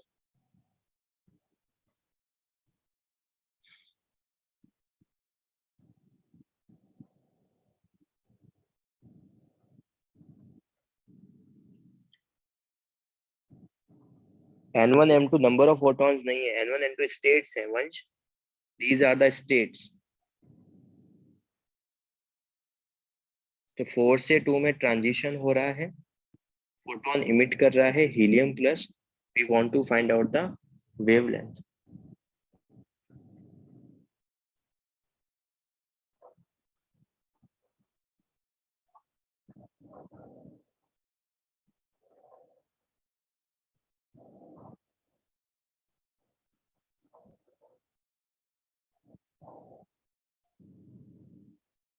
Okay Snehil good, okay Akshat good, okay Snehil Akshat Dheer yes good good, हाँ रफली ठीक है। Prathamesh good, okay Krish Gargiya maximum people are getting the answer. तो फॉर्मूला क्या होगा तुम्हारे पास, it's 1/λ, 1/λ is equal to r into 2 square upon 1/2 square minus 1/4 square. So here you will get 1/λ is equals to 4r, अंदर एलसीएम लेके सॉल्व करोगे तो you will get 3/16, ठीक है। So from here you will get 1/λ is equals to, cancel out कर लो 4 से 16 को 4 times, तो you will get 3r/4, and from there you will get lambda is equals to 4/3r. From there you will get lambda is equals to 4/3 into 912 Armstrong. इसीलिए अगर suppose मैंने, अगर तुम r का वैल्यू, अगर तुम r याद रखते तो यहाँ पे तुम सब्स्टिट्यूट करते 10 9 6 7 8, तुमको 4 को डिवाइड करना होता इस नंबर से, जो कि थोड़ा कॉम्प्लिकेटेड होता।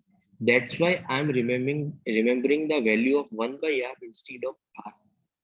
1/r कितना है 912 Armstrong, तो अगर तुम डायरेक्ट सब्स्टिट्यूट करोगे तो you will get the answer. बच्चे n1 क्या बोला है, n1 should be less than n2 ना, ये देखो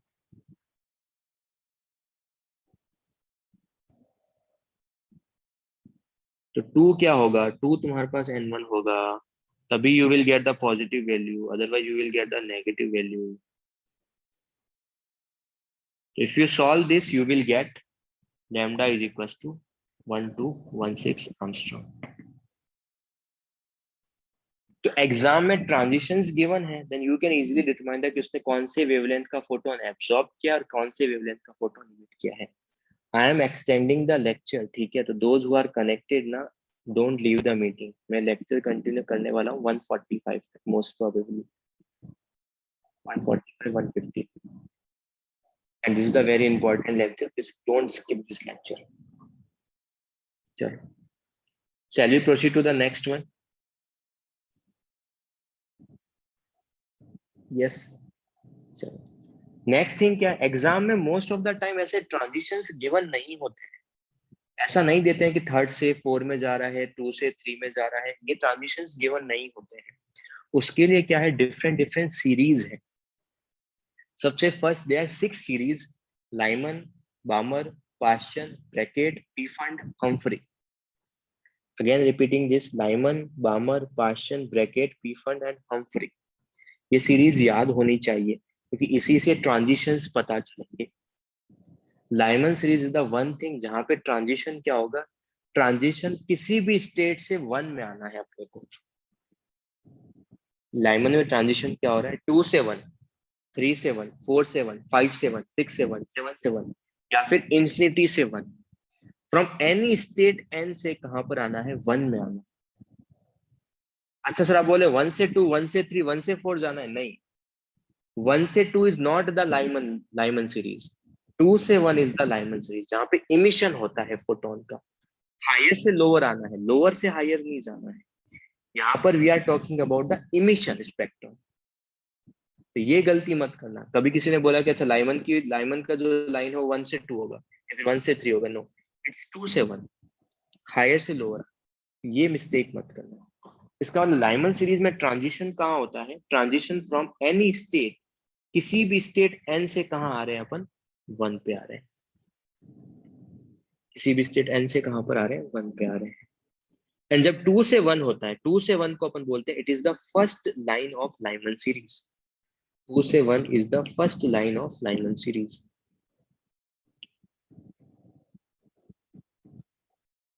तो 3 7 is the second line of Lyman series. अगर मैंने तुमको एग्जाम पूछा what is the fourth line of Lyman series, तो क्या ट्रांजिशन होगा? Fourth line of Lyman series, ध्यान से सुनो क्या बोल रहा हूँ। फोर्थ लाइन, तो फर्स्ट में कहा ट्रांजिशन है 2 7, सेकंड में 3 7, थर्ड में 4 7, फोर्थ में 5 7। तो ट्रांजिशन 4 7 नहीं होगा, 5 7 होगा। 2 7 first, 3 7 second, 4 7 third, 5 7 fourth. And जो इन्फिनिटी से 1 होता है उसको बोलते हैं last line of Lyman series. This is also called a series limit. कभी कभी एग्जाम में सीरीज लिमिट दे देते हैं, तो हो सकता है तुमको लास्ट लाइन मेंशन नहीं करे, they will talk about the what is the series limit, तो वहां से अपने को आइडिया लगाना होगा। अच्छा वो बता रहा हूँ, स्नेहिल स्नेहिल अल्फा लाइन क्या है, बीटा लाइन क्या है, जस्ट वेट। मैंने उसको इरेज किया है, मैं जस्ट बताऊंगा बाद में, जस्ट वेट। जो भी ये ट्रांजिशन हो रहा है 2 7 3 7 4 7, इन सब में फोटॉन्स इमिट कर रहा है इलेक्ट्रॉन।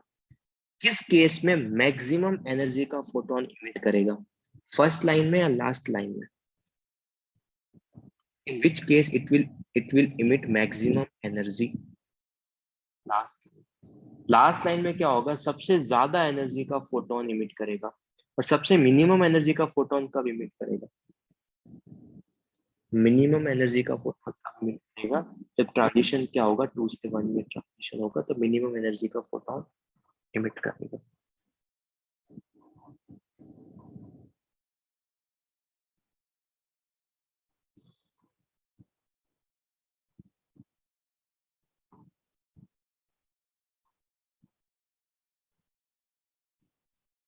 तो इन विच केस, अगर सपोज मिनिमम एनर्जी का फोटोन इमिट कर रहा है, उस केस में फोटोन का वेवलेंथ क्या होगा, मैक्सिमम या minimum? If it is emitting minimum energy, then what is the wavelength of photon, max or min?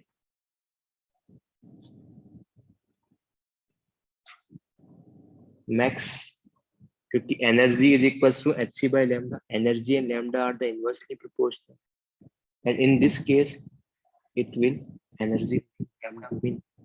तो एग्जाम में they can also ask that what is the longest wavelength of the Lyman series, what is the longest wavelength of the Lyman series? तो तुमको पता होना चाहिए कि longest wavelength मतलब transition क्या हो रहा है 2 से। What is the shortest wavelength of the Lyman series, इसका मतलब इन्फिनिटी से 1। तो हो सकता है एग्जाम में तुमको ट्रांजिशंस नहीं देंगे, third line of Lyman series बोल दिया, तो तुमको ट्रांजिशन पता होना चाहिए कि थर्ड लाइन का मीनिंग क्या है। हमेशा फर्स्ट लाइन के करस्पॉन्डिंग लैम्डा मैक्स मिलता है, हमेशा लास्ट लाइन के करस्पॉन्डिंग लैम्डा मिन मिलता है।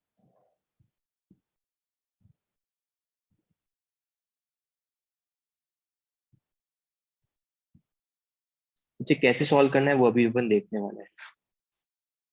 क्या ये सब कुछ डायग्राम सबको क्लियर है? ठीक है, what is the meaning of line, first line, last line, second line? Yes. अब n इज इक्वल टू 1 को, अब तुमने पढ़ा होगा उसको k भी बोलते हैं। यस, मुझे पूरा रिपीट क्यों करूं गार्गी, क्या हुआ?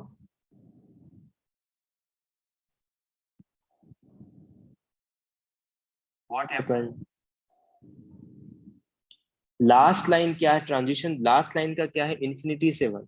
अगर इन्फिनिटी से 1 ट्रांजिशन करेगा तो मैक्सिमम एनर्जी का फोटोन इमिट करेगा और मिनिमम वेवलेंथ का फोटोन इमिट करेगा, क्योंकि energy and lambda are the inversely proportional. Yes.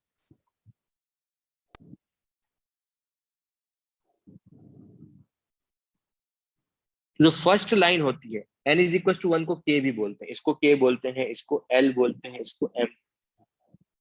तो फर्स्ट लाइन जो लाइमन का होता है उसको k अल्फा भी बोलते हैं, सेकेंड लाइन को k बीटा भी बोलते हैं, थर्ड लाइन को k गामा भी बोलते हैं। तो हो सकता है एग्जाम में बहुत रेयर होता है, बहुत रेयर क्वेश्चंस आते हैं कि के बीटा लाइंस, के बीटा मतलब लाइमन का सेकंड लाइन की बात कर रहे हैं। इतना जनरली नहीं पूछते बट फिर भी याद रखो। अच्छा, फिर यहाँ आते हैं। तो इसका मतलब ट्रांजिशन कहाँ हो रहा है लाइमन सीरीज में, किसी भी स्टेट n से कहाँ हो रहा है 1 में। फ्रॉम एनी स्टेट n से कहाँ पर हो रहा है 1 में, तो फॉर्मूला क्या आएगा, 1/λ is equal to R Z square into 1/1 square minus 1/n square. Transition कहाँ पे होगा, 1/λ is equal to R Z square into 1/1 square minus 1/n square. क्या ये सबको क्लियर है? अच्छा, मेरे को लैम्डा मैक्स चाहिए, तो ट्रांजिशन कहाँ से कहाँ होना चाहिए? We want lambda max for the Lyman series, तो ट्रांजिशन कहाँ से कहाँ होगा? Okay Snehil, okay okay. Priyansh lambda max चाहिए, तो ट्रांजिशन कहाँ से कहाँ होगा? 2 से 1। तो फॉर्मूला क्या अप्लाई करेंगे, 1/λ max is equal to R Z square into 1/1 square minus 1/2 square. If you take the 1 minus 1/4 है, if you solve this you will get r z square into 3/4. Take the inverse, cross multiply कर लो तो you will get this. Sir ये याद रखना है क्या? याद नहीं रखना, मैं जस्ट तुम्हारी प्रैक्टिस के लिए बता रहा हूँ कि कैसे सॉल्व होता है।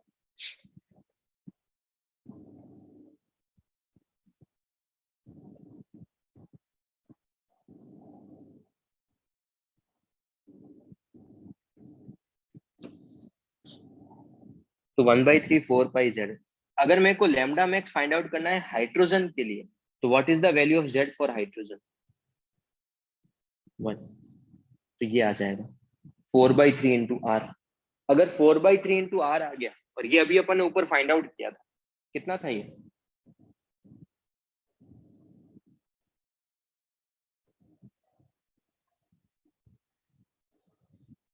यस, इसका मतलब लाइमन सीरीज का जो लैम्डा मैक्स है वो कितना है, 1216। क्या ये विजिबल में है क्या? क्या ये विजिबल में है? नो।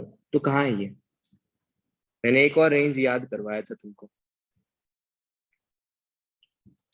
मैंने अल्ट्रा वायलेट का रेंज याद करवाया था। It's 150 angstrom to 3800 angstrom. Yes, तो ये कहाँ पर है?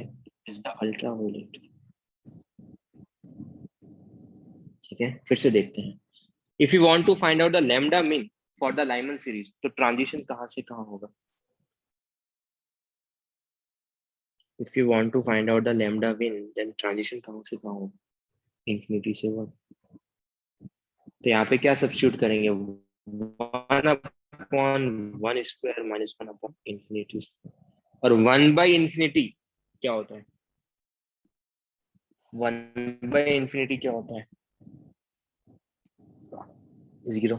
तो किसी ने वही पूछा था कि सर 1/इंफिनिटी को कैसे सॉल्व करेंगे, तो ये 0 हो जाएगा। तो लैम्डा मीन कितना आ जाएगा? Lambda mean will comes out are Z square, तो 1/r/z². And if I talk about the hydrogen, put the value of z is equals to 1. So you will get 1/λ.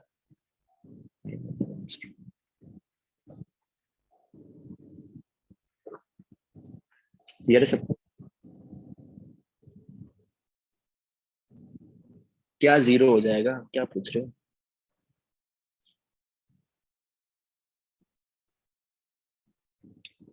Zero कैसे होगा यार? कल 1 बचा है ना, 1 - 0 है ना वो तो। मल्टीप्लाई थोड़ी कर रहे हैं। इसका मतलब रेंज कितना आएगा लाइमन सीरीज का? रेंज ऑफ लाइमन सीरीज, मैं सिर्फ हाइड्रोजन एटम की बात कर रहा हूँ। I am not talking about the helium plus ion, and I am not talking about the helium lithium 2+ ions. तो रेंज कितना आएगा? रेंज आ जाएगा 912 आर्मस्ट्रॉन्ग टू 1216 आर्मस्ट्रॉन्ग। ये क्या, ये पूरा का पूरा अल्ट्रा वायलेट में लाई कर रहा है? Can I simply say that all line of Lyman series lies in ultraviolet region for hydrogen atom? क्या ये स्पेक्ट्रोस्कोपी पे दिखेगा ट्रांजिशन? अगर हाइड्रोजन कभी भी लाइमन सीरीज के अकॉर्डिंग इमिट कर रहा है, तो क्या वो ट्रांजिशन दिखेगा तुमको, यस और नो? नो, वो ट्रांजिशन नहीं दिखेगा। अच्छा, क्या लाइमन सीरीज सबको क्लियर है क्या? अब देखते हैं बामर। सेम वही चीज क्या, इस बार ट्रांजिशन लाइमन में एंड कहाँ पे हो रहा था, 1 पे, बामर में एंड कहाँ पे होगा, 2। तो बामर का फर्स्ट लाइन क्या होगा, 3 से 2। सेकेंड लाइन क्या होगा, 4 से 2। अगर मैं एग्जाम में पूछा कि what is the fourth line of बामर, तो ट्रांजिशन क्या होगा। फोर्थ लाइन अगर बामर का बोला है तो ट्रांजिशन क्या होगा, फोर्थ लाइन। फोर्थ लाइन बच्चे हमेशा ध्यान रखो, 2 पे ऐसे याद रखो, 2 पे एंड करना। 2 पे एंड मतलब फर्स्ट होगा 3 से 2, सेकंड होगा 4 से 2, थर्ड होगा 5 से 2, एंड फोर्थ होगा 6 से 2। हमेशा याद रखो एंड कहाँ पे हो रहा है, and first.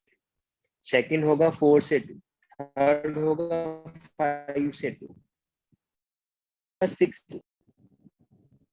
L is equal to 2 को बोलते हैं, इसको बोलूंगा एल बीटा एल गामा।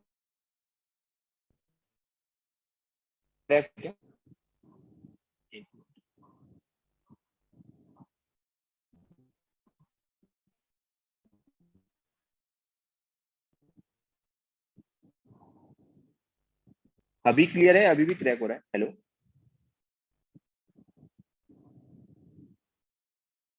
अभी क्लियर है,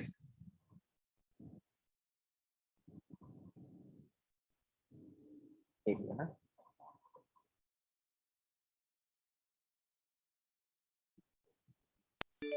नाउ क्लियर।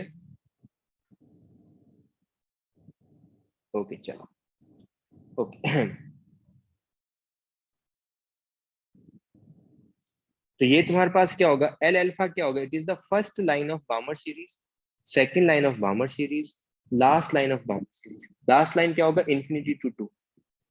लैम्डा मैक्स कहाँ मिलेगा, फर्स्ट लाइन के करस्पॉन्डिंग या लास्ट लाइन के corresponding, lambda max. Lambda max कहाँ मिलेगा, फर्स्ट लाइन के करस्पॉन्डिंग। तो ये क्या होगा, लैम्डा मैक्स। और ये क्या होगा, लैम्डा मिन। जहां पे लैम्डा मैक्स वहां पे एनर्जी मिन, जहां पे लैम्डा मिन वहां पे एनर्जी मैक्स। लास्ट लाइन को क्या बोलेंगे, सीरीज लिमिट, बट यहाँ पे एंडिंग कहाँ पे करना है, 2 पे एंड करना है। तो फिर से वही सेम चीज यहाँ पर बामर के लिए भी कर लेते हैं। ट्रांजिशन क्या होगा, किसी भी स्टेट एन से 2 में, किसी भी स्टेट एन से 2 में। तो 1/2 square minus 1/n square, 1/2 square minus 1/n square. मेरे को लैम्डा मैक्स चाहिए, तो ट्रांजिशन क्या होना चाहिए, लैम्डा मैक्स के लिए ट्रांजिशन क्या होना चाहिए, 3 से 2। तो फॉर्मूला क्या अप्लाई करूंगा, 1/2 square minus 1/3 square. If you solve this you will gate are Z square, LCM लेके सॉल्व करोगे तो यू विल गेट 5/36। उसका क्रॉस मल्टीप्लाई करोगे तो you will get 5/30 R in.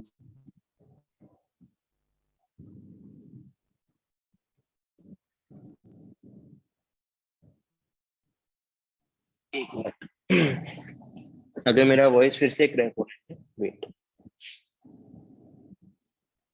Just give me 2 minutes.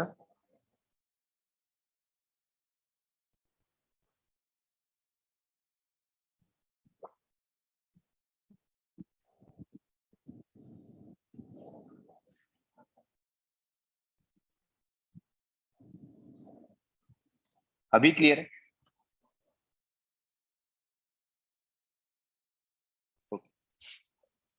And if I talk about the hydrogen atom, तो lambda max hydrogen के लिए Z कितना हो जाएगा, 1। तो लैम्डा मैक्स कितना आएगा, 5/36 into R. If you solve this you will get 5/36, 1/r को 912। If you solve this you will get 6566 angstrom. क्या ये विजिबल में है क्या,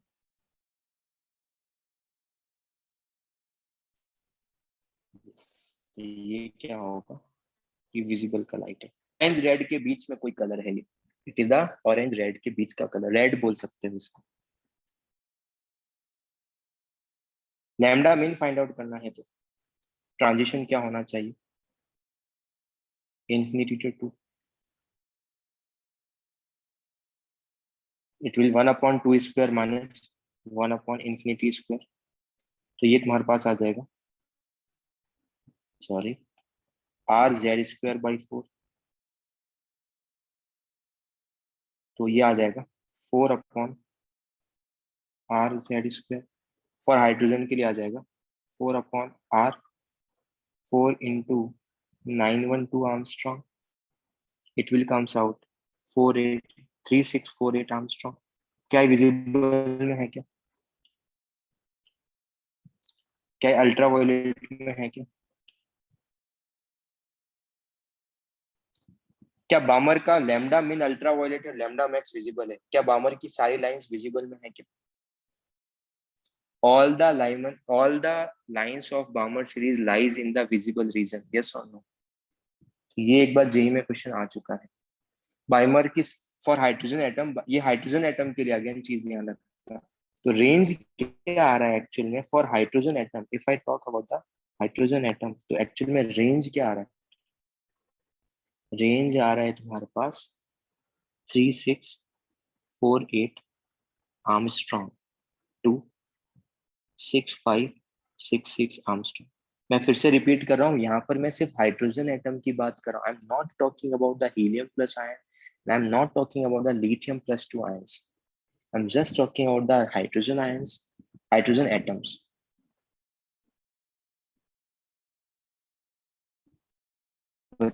इसका तो क्या ही है, रेंज बताया तो था लाइमन सीरीज का हाइड्रोजन के लिए, बताया तो था, सारा का सारा अल्ट्रा वायलेट। अच्छा, तो कौन कौन सी लाइंस विजिबल में लाई करती है, the first 4 line, first 4 line of Balmer series lies in visible region।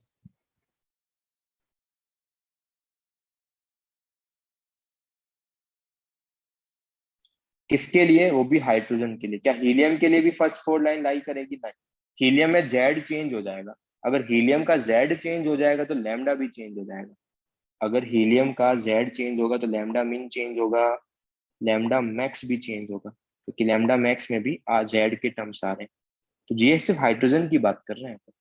First 4 का मीनिंग क्या है, फर्स्ट 4 का मीनिंग है, अब तुमको चीजें रिलेट होनी स्टार्ट होगी, 6 to 2, 5 to 2,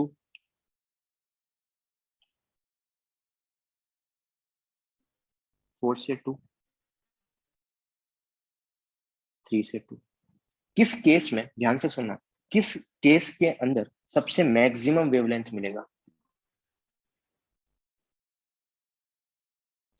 किस केस में सबसे मैक्सिमम वेवलेंथ मिलेगा, जेड, इसका मतलब तुमको मैंने अभी डायग्राम से ऐड किया था, अगर तुमको सबको पता होगा तो, इसका मतलब ये क्या है, ये रेड है, और कौन कौन सी लाइट्स मिल रही थी, एक कौन सा लाइट मिल रहा था आई थिंक, एक मिल रहा था ब्लू ग्रीन, तो ये क्या है, ब्लू एंड ग्रीन,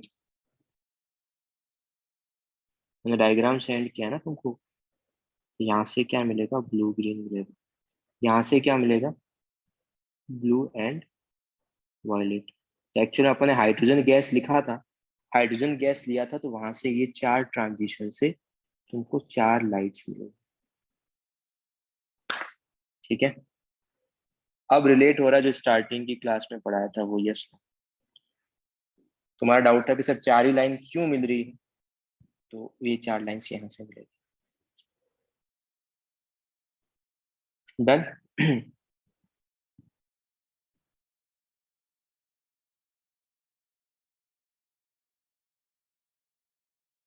बस बामर के अकॉर्डिंग मिल रहा है मतलब, और कुछ, क्योंकि ट्रांजिट एनर्जी गैप वो, इसका मतलब 4 जो एनर्जी गैप है, क्या मैं ऐसा भी बोल सकता हूँ क्या, ये जो 4 एनर्जी गैप है, तुम चीजें रिलेट करना स्टार्ट करोगे ना तो बहुत इंटरेस्टिंग चीजें हैं यार, इसका मतलब ये जो भी 4 रीजन लाई करेंगे ना, वो इस एनर्जी रेंज में होंगे,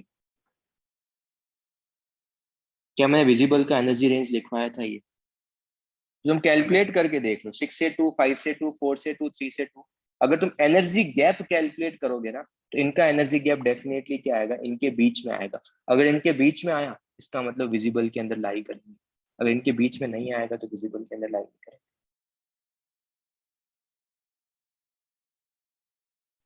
अगर एग्जाम में कभी क्वेश्चन आया, तुमको हर बार चेक नहीं करना है वेवलेंथ निकालने का, तुम एनर्जी निकाल, एनर्जी को निकालना फास्ट है। अगर एनर्जी कभी भी इस रीजन में आ रहा है, इसका मतलब विजिबल में है। एनर्जी अगर कभी भी इस रीजन में नहीं आ रहा है, इसका मतलब वो विजिबल में नहीं है। क्या सबको क्लियर है ये वाला पार्ट? तो जल्दी से बाकी भी फिनिश करते हैं, फिर एक प्रॉब्लम करेंगे, फिर अपन चले जाएंगे, ठीक है? तो सबको अंदर अब याद नहीं रखने वाले हैं। अब पाश्चन के लिए मैं 2 सीरीज बता चुका हूँ, तो पाश्चन के अंदर सिंपली जल्दी जल्दी कर लेंगे अपन।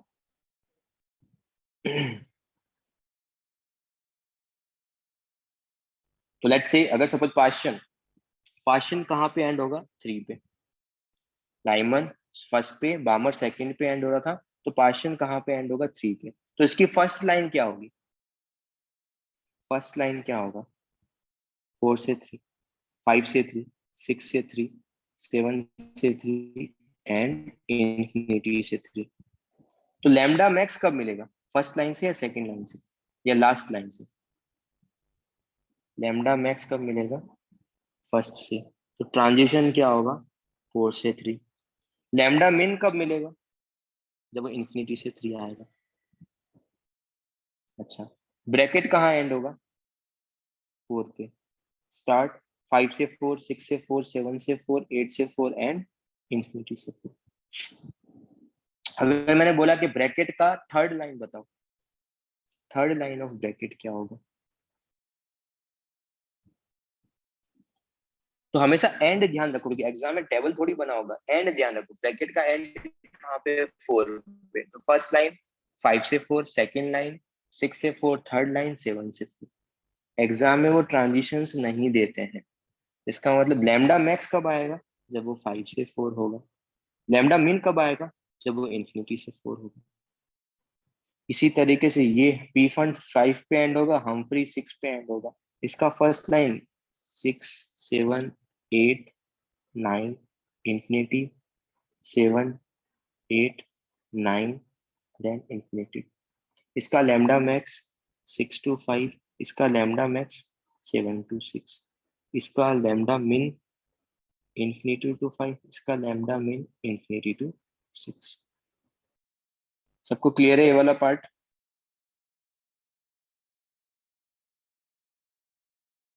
अच्छा, अब तुम एक चीज बताओ। लास्ट टाइम आई थिंक ये अपना 11th लेक्चर है ना?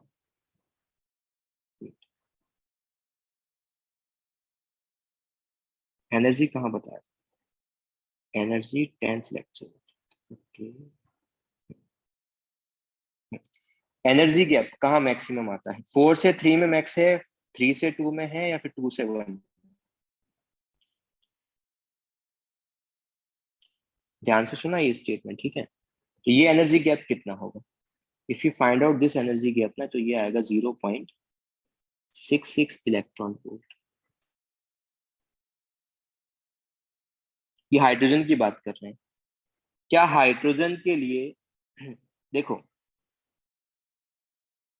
क्या ये विजिबल में लाई कर रहा था क्या? और लाई करना भी चाहिए था, क्योंकि देखो एनर्जी जो है वो 1.63 से 3.26 के बीच में आ रहा है। तो क्या विजिबल में लाई कर रहा था? यस। तो 4 से 3 वाले का जो भी होगा, या इसके ऊपर जितने भी ट्रांजिशंस होंगे, 4 से 3 ले लो, 5 से 3 ले लो, कुछ भी तुम अगर कंपेयर करोगे, तो इसका जो एनर्जी होगा वो हमेशा जो है 1.89 से कम आएगा। तो इसका मतलब ये जितने भी ट्रांजिशंस हैं, पाश्चन है, ब्रैकेट है, पी फंड है, हमफ्री है, इन सब के ट्रांजिशन में जो एनर्जी गैप होगा वो विजिबल के एनर्जी गैप से कम होगा। तो ये इंफ्रारेड शो करेगा या अल्ट्रावायलेट शो करेगा? एनर्जी गैप कम है, तो किसका एनर्जी कम होता है, इंफ्रारेड या अल्ट्रावायलेट? ध्यान से सोचो, एनर्जी किसका कम होता है? मैं फिर से रिपीट कर रहा हूं। अगर 3 से 2 विजिबल में है, तो 4 से 3 वाले का एनर्जी गैप जो है वो कम है। It is lesser than the 3 से 2।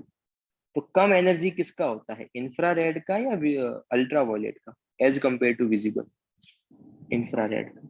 इसका मतलब यहाँ पे इसको मैं क्या लिखूंगा, नियर आई आर।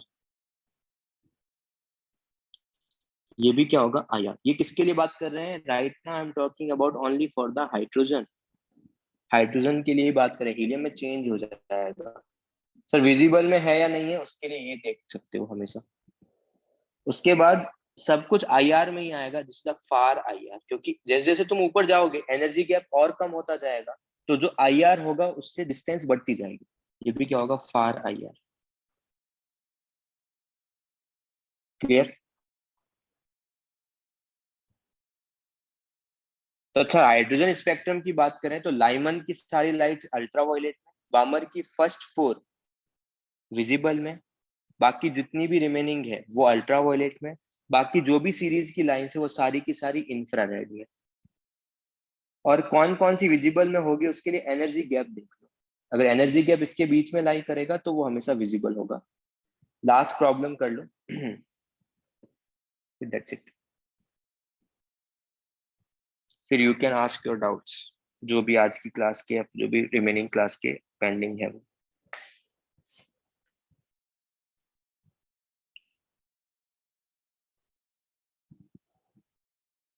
बच्चे माइक्रोवेव तक नहीं जाएगा क्रिश, ये माइक्रोवेव तक नहीं जाएगा। तुम फाइंड आउट करके देख सकते हो। क्या अपन वो आज अगर पॉसिबल हो तो I2 वाला क्वेश्चन भी डिस्कस कर लें क्या, क्योंकि वो काफी टाइम से पेंडिंग है। यस, चलो यार वो आज कर लेते हैं। धीर गेट द, नहीं यार धीर ये नहीं आएगा यार। No no no. Longest wavelength पूछा है ब्रैकेट का, ब्रैकेट कहाँ एंड होता है जी, ब्रैकेट कहाँ पे एंड होता है? नहीं Ayush, why you are getting the wrong answer. Bracket end होता है 4 पे। Yes Shlok, good, your answer is correct. Bracket कहाँ एंड होता है, 4 पे, तो लॉन्गेस्ट कब मिलेगा? Akshar you had made one mistake, तुमने एक पॉइंट का कुछ तो मिस्टेक किया। मेरे को लॉन्गेस्ट पूछा है ब्रैकेट, ब्रैकेट एंड कहाँ पे होता है, 4 पे, उसका लॉन्गेस्ट वेवलेंथ कब मिलेगा, जब ट्रांजिशन क्या होगा 5 से 4। यस, जब ट्रांजिशन क्या होगा 5 से 4।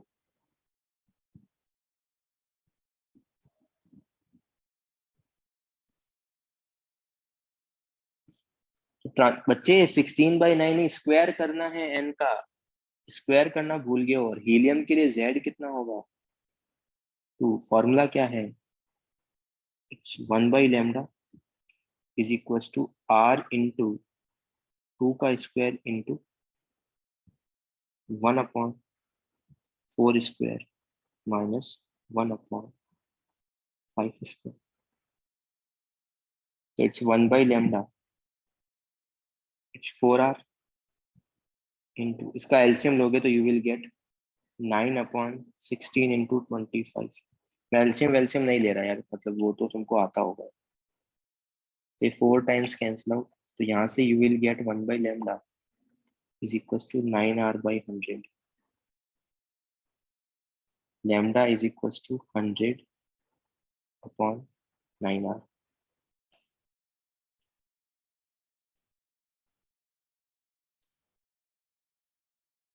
lambda is equals to 100/9 into r। 1/r को you can simply written as 912 Armstrong। So you will get something like this। अगर तुमने स्क्वायर का मिस्टेक कर सकते हो, maximum people make the mistake in the square. देखो मेरे पास बहुत सारे प्रॉब्लम्स हैं, तो व्हाट वुड यू सजेस्ट, जैसे कि ये स्पेक्ट्रम्स की सारी प्रॉब्लम्स हैं, तो व्हाट वुड यू सजेस्ट, मतलब मैं तुमको ये होमवर्क दे दूं फिर नेक्स्ट क्लास में डायरेक्ट डिस्कस कर लूं, क्योंकि मोरलेस सारे फॉर्मूले जो आज अपन ने पढ़े हैं सिर्फ वही यूज होने वाले हैं। तो what you are suggesting, homework करके फिर नेक्स्ट क्लास में आते ही सारा डिस्कस कर लें, या फिर अभी तो नहीं करेंगे ना, ना ना अभी करेंगे तो इसमें और 1 या 1.5 आवर्स लग जाएंगे। मैं तुमको ये डॉक्यूमेंट सेंड कर देता हूँ, ठीक है, तुम सॉल्व करो, ठीक है। नेक्स्ट क्लास में अपन ये क्लास ये पूरा डिस्कशन करेंगे एंड बेस्ड ऑन दैट फिर और प्रॉब्लम्स करेंगे। ये चलेगा सबको? ठीक है, तो ये अपन कर लेते हैं। तो मैं तुमको ये डॉक्यूमेंट भी सेंड करूंगा, सारा स्पेक्ट्रम का ही प्रॉब्लम है जो अभी अपने लास्ट क्लास में पढ़ा है, जो इस क्लास में पढ़ा है उसी पे बेस्ड प्रॉब्लम्स है। जितना तुमसे होता है लेट्स डू इट, अदरवाइज अपन क्या करेंगे, मैं सारी प्रॉब्लम्स डिस्कस करने ही वाला हूँ, बट किसी भी सोर्स का हेल्प मत लेना। आई वुड सजेस्ट जितना तुमसे हो रहा है 3 प्रॉब्लम 4 प्रॉब्लम खुद एक बार ट्राई करना। कैन वी डू द वो आयोडीन वाला प्रॉब्लम जो काफी टाइम से पेंडिंग है? चलो, तो लास्ट वो कर लेते हैं। कहाँ पे था वो? कौन से लेक्चर में? वो 8th?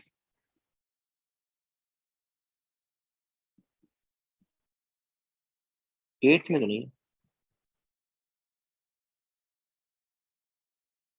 बुकलेट्स हम हैं, आई नो, बट मैंने इसमें भी देख के रखा था।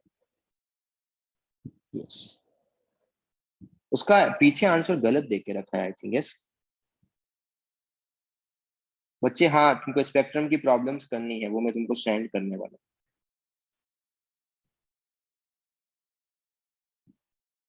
चलो, ये मैंने बहुत पहले प्रॉब्लम दिया था, ठीक है, इसको डिस्कस कर लेते हैं।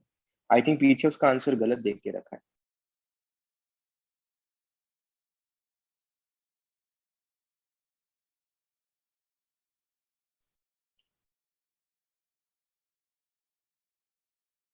Okay let's see. तुमने कितना एनर्जी प्रोवाइड कितना किया है? इलेक्ट्रॉन वोल्ट में निकाल लेते हैं, एनर्जी प्रोवाइड कितना किया? इट्स 12400 अपॉन,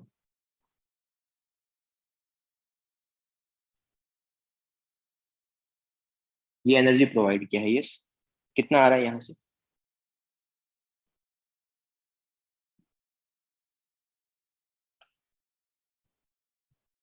हेलो, कितना आ रहा है इसको सॉल्व करने के बाद? 2.75? एग्जैक्ट बताना यार, अदरवाइज प्रॉब्लम होगा। एनर्जी तुमने इतना प्रोवाइड किया है, बट जूल में निकाल लेते हैं, ये तो मैंने इलेक्ट्रॉन वोल्ट में निकाला ना। तो एनर्जी प्रोवाइडेड अगर मेरे को जूल में फाइंड आउट करना है, तो मैं क्या लिख सकता हूँ, 2.75 इंटू 1.6 इंटू 10⁻⁻19 जूल। ये एनर्जी तुमने प्रोवाइड किया है।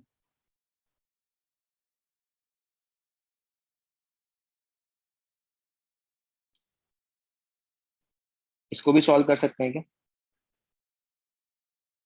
4.4, ओके गुड। तो you are providing 4.4 into 10⁻⁻19 joule energy you are providing. Energy required कितना है? एनर्जी रिक्वायर्ड है 242 किलो जूल पर मोल। बट मेरे को तो पर मोल नहीं चाहिए, मेरे को क्या चाहिए, तो मैं इसको लिख दूंगा 240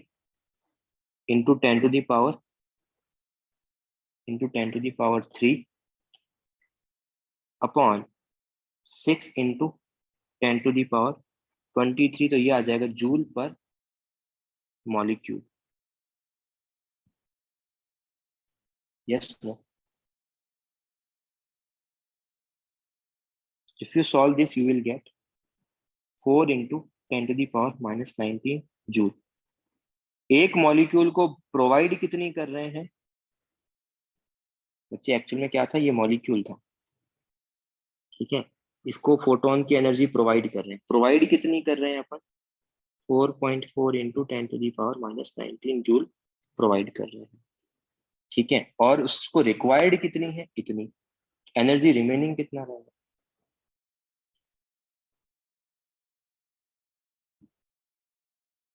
it is 4.4 into 10⁻⁻19 minus 4 into 10 to the power minus 19. From here you will get 0.4 into 10 to the power minus 19 joule. ये तुमने क्या किया है, उसको प्रोवाइड, सॉरी, ये कितना एनर्जी है तुम्हारे पास रिमेनिंग रहा है, और रिमेनिंग एनर्जी किसके इक्वल होगा? काइनेटिक एनर्जी के इक्वल होगा। और काइनेटिक एनर्जी तुम्हारे पास क्या होगा? मेरे को क्या निकालना है, काइनेटिक एनर्जी मेरे को चाहिए पर एटम। ये दोनों में डिस्ट्रीब्यूट होगा, इक्वल डिस्ट्रीब्यूट होगा, तो हर एक एटम का कितना हो जाएगा 4.2 into 10 to the power minus 19 divided by 2. From here you will get 0.2 into 10 to the power minus 19 joule. पीछे आंसर आई थिंक गलत दे के रखा है,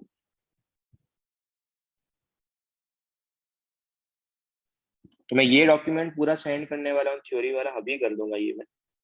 एंड साथ ही साथ पहले नोट सारे गो थ्रू करना, आफ्टर दैट वो मैं प्रॉब्लम भी सेंड कर रहा हूँ, जो मैं नेक्स्ट कल के क्लास में आते ही डिस्कस करूंगा, तो वो तुम्हारा एक्चुअली होमवर्क है। जितना प्रॉब्लम हो रहा है, अगर तुम्हारे पास आई थिंक वो 10 to 12 प्रॉब्लम्स है, जितना भी तुमसे पॉसिबल हो पाए, लेट्स से 5-6, डोंट वरी, अगर 5-6 भी हो रहा है तो वो एक अच्छा नंबर।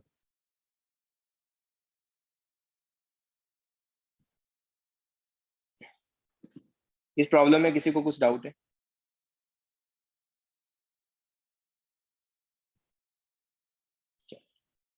तो now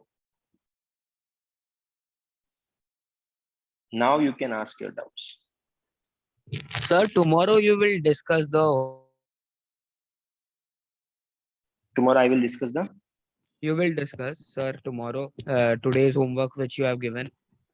Yes, मैं वो कल डिस्कस करूंगा, मतलब वो जनरली क्लास लिस्टेशन ही करवाते हैं, वो क्लास लिस्टेशन ही है, बट थोड़ा टाइम अवॉइड करने के लिए, सो दैट अपन और प्रॉब्लम्स कर पाए, इसलिए मैंने वो होमवर्क में दे दिया।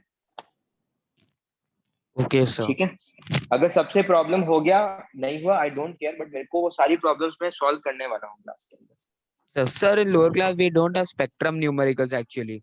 We didn't had spectrum numericals, but we had chapter. Spectral numericals ही मैं तुमको होमवर्क में दे रहा हूँ बच्चे, वो जो मैं कल डिस्कस करूंगा। Okay sir. मैंने उसका थ्योरी पूरा बता दिया है, वो क्लास लिस्ट्रेशन ही है, बट सो दैट कि तुम्हारे पास टाइम थोड़ा कम कंज्यूम हो, कल की क्लास में ज्यादा प्रॉब्लम्स कर पाए, इसलिए I am giving 10 to 12 problems, so that तुम होमवर्क में एक बार अटेम्प्ट करके आ जाओ, सो दैट अपना स्पीड बढ़ जाए। Yes, sir. So all the series Yeah. of hydrogen lie only from ultraviolet ray spectrum to infrared ray spectrum. For the hydrogen atom, yes.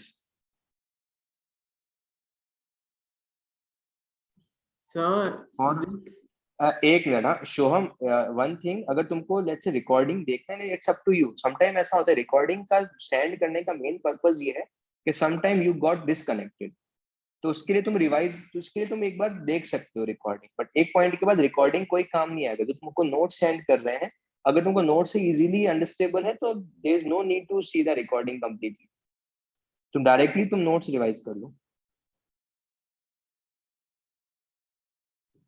sir. Yeah. Sir, this is only and that spectral light is only possible for a hydrogen-like atom, sir. हाँ, hydrogen like atoms के लिए, बाकी के लिए भी possible, it is possible for the other atoms और molecules also, but it's not in the cells. Okay, sir. So I had a question, like why are there like so many different series? Like if we can simply write electron can move from this particular series to other. पता नहीं, मतलब उन्होंने कुछ ना कुछ theories बना के रखा है, मतलब जो भी डिस्कवरी होके रखा था, तो बामर ने सबसे पहले डिस्कवरी किया था, बामर ने ऑब्टेन किया था, देयर आर 4 लाइंस जो lies in the visible region, तो बामर करके एक साइंटिस्ट था, उसने फिर अपना नाम दे दिया, तो उसके करस्पॉन्डिंग लाइमन ने भी कुछ सीरीज देखा, उससे जो कुछ एक्चुअल में एक्सपेरिमेंटली अपन को 4 वेवलेंथ्स मिली थी, तो based on that he conclude that के 4 लाइंस क्यों मिल रही है, तो बामर ने कंक्लूड किया था, इसलिए उसको बामर का नाम देके रखा है बस। So then what happened about the Lyman series? Why don't we count that?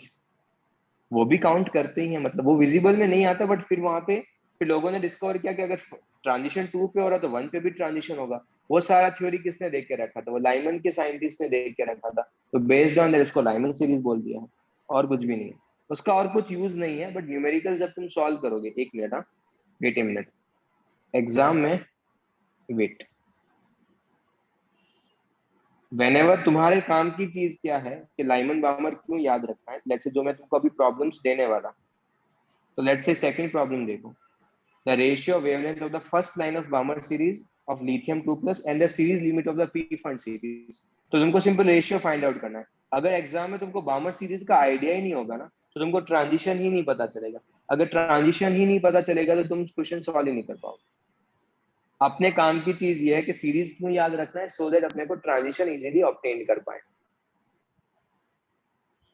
Okay Sand like, is there any easy way to remember? Like something. No. नहीं. Okay. Sir. So, Yeah.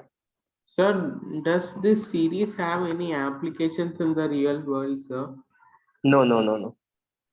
No application for this particular series. Based on the with the help of the series, you can easily determine which transition is happening actually.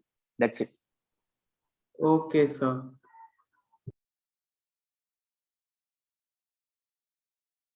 और कुछ doubt है? Sir या सोहन बोलो. Sir आपने वो Balmer series का range क्या बताया था?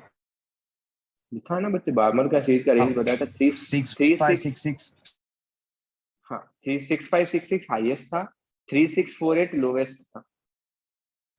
सर तो आपने बोला कि फर्स्ट 4 लाइन ही सिर्फ विजिबल में होते हैं, और ये हाँ. दोनों मतलब 3800 और 7800 के 7800 के बीच में ही आ रहा है ना विजिबल वेवलेंथ के बीच में. यस. हाँ तो सर सब लाइंस विजिबल में होने चाहिए. सब क्यों होना चाहिए बच्चे? 3 विजिबल का रेंज क्या होता है? 38 होता है. 3800 से 7600, और वो क्या आ रहा है अपना? वो आ रहा है 3648 आ रहा है. तो वो 3800 से ओके कम है सर. ना. हाँ अगर तुमको डाउट है, तुम एक बार काम ये करो, तुम 4 से 7 का निकाल लो. इफ यू सॉरी 4 से 2 का निकाल लो. 4 से 2 का एनर्जी गैप निकालो, वहां से वेवलेंथ फाइंड आउट करो. You will get to know के तुम्हारे पास डेफिनेटली वो विजिबल में नहीं आएगा. ठीक है.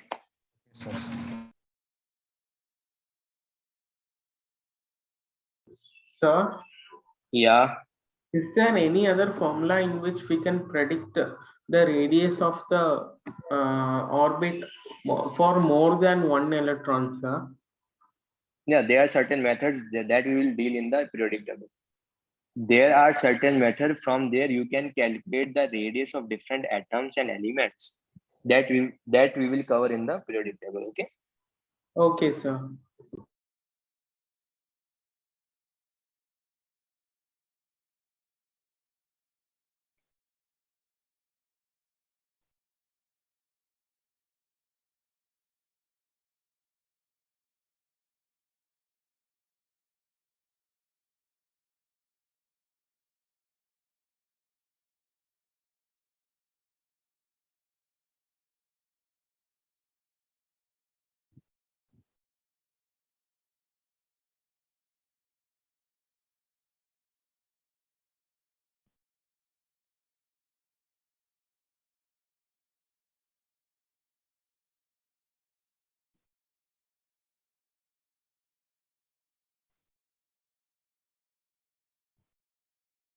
Okay, so bye, sir. Thank you, sir.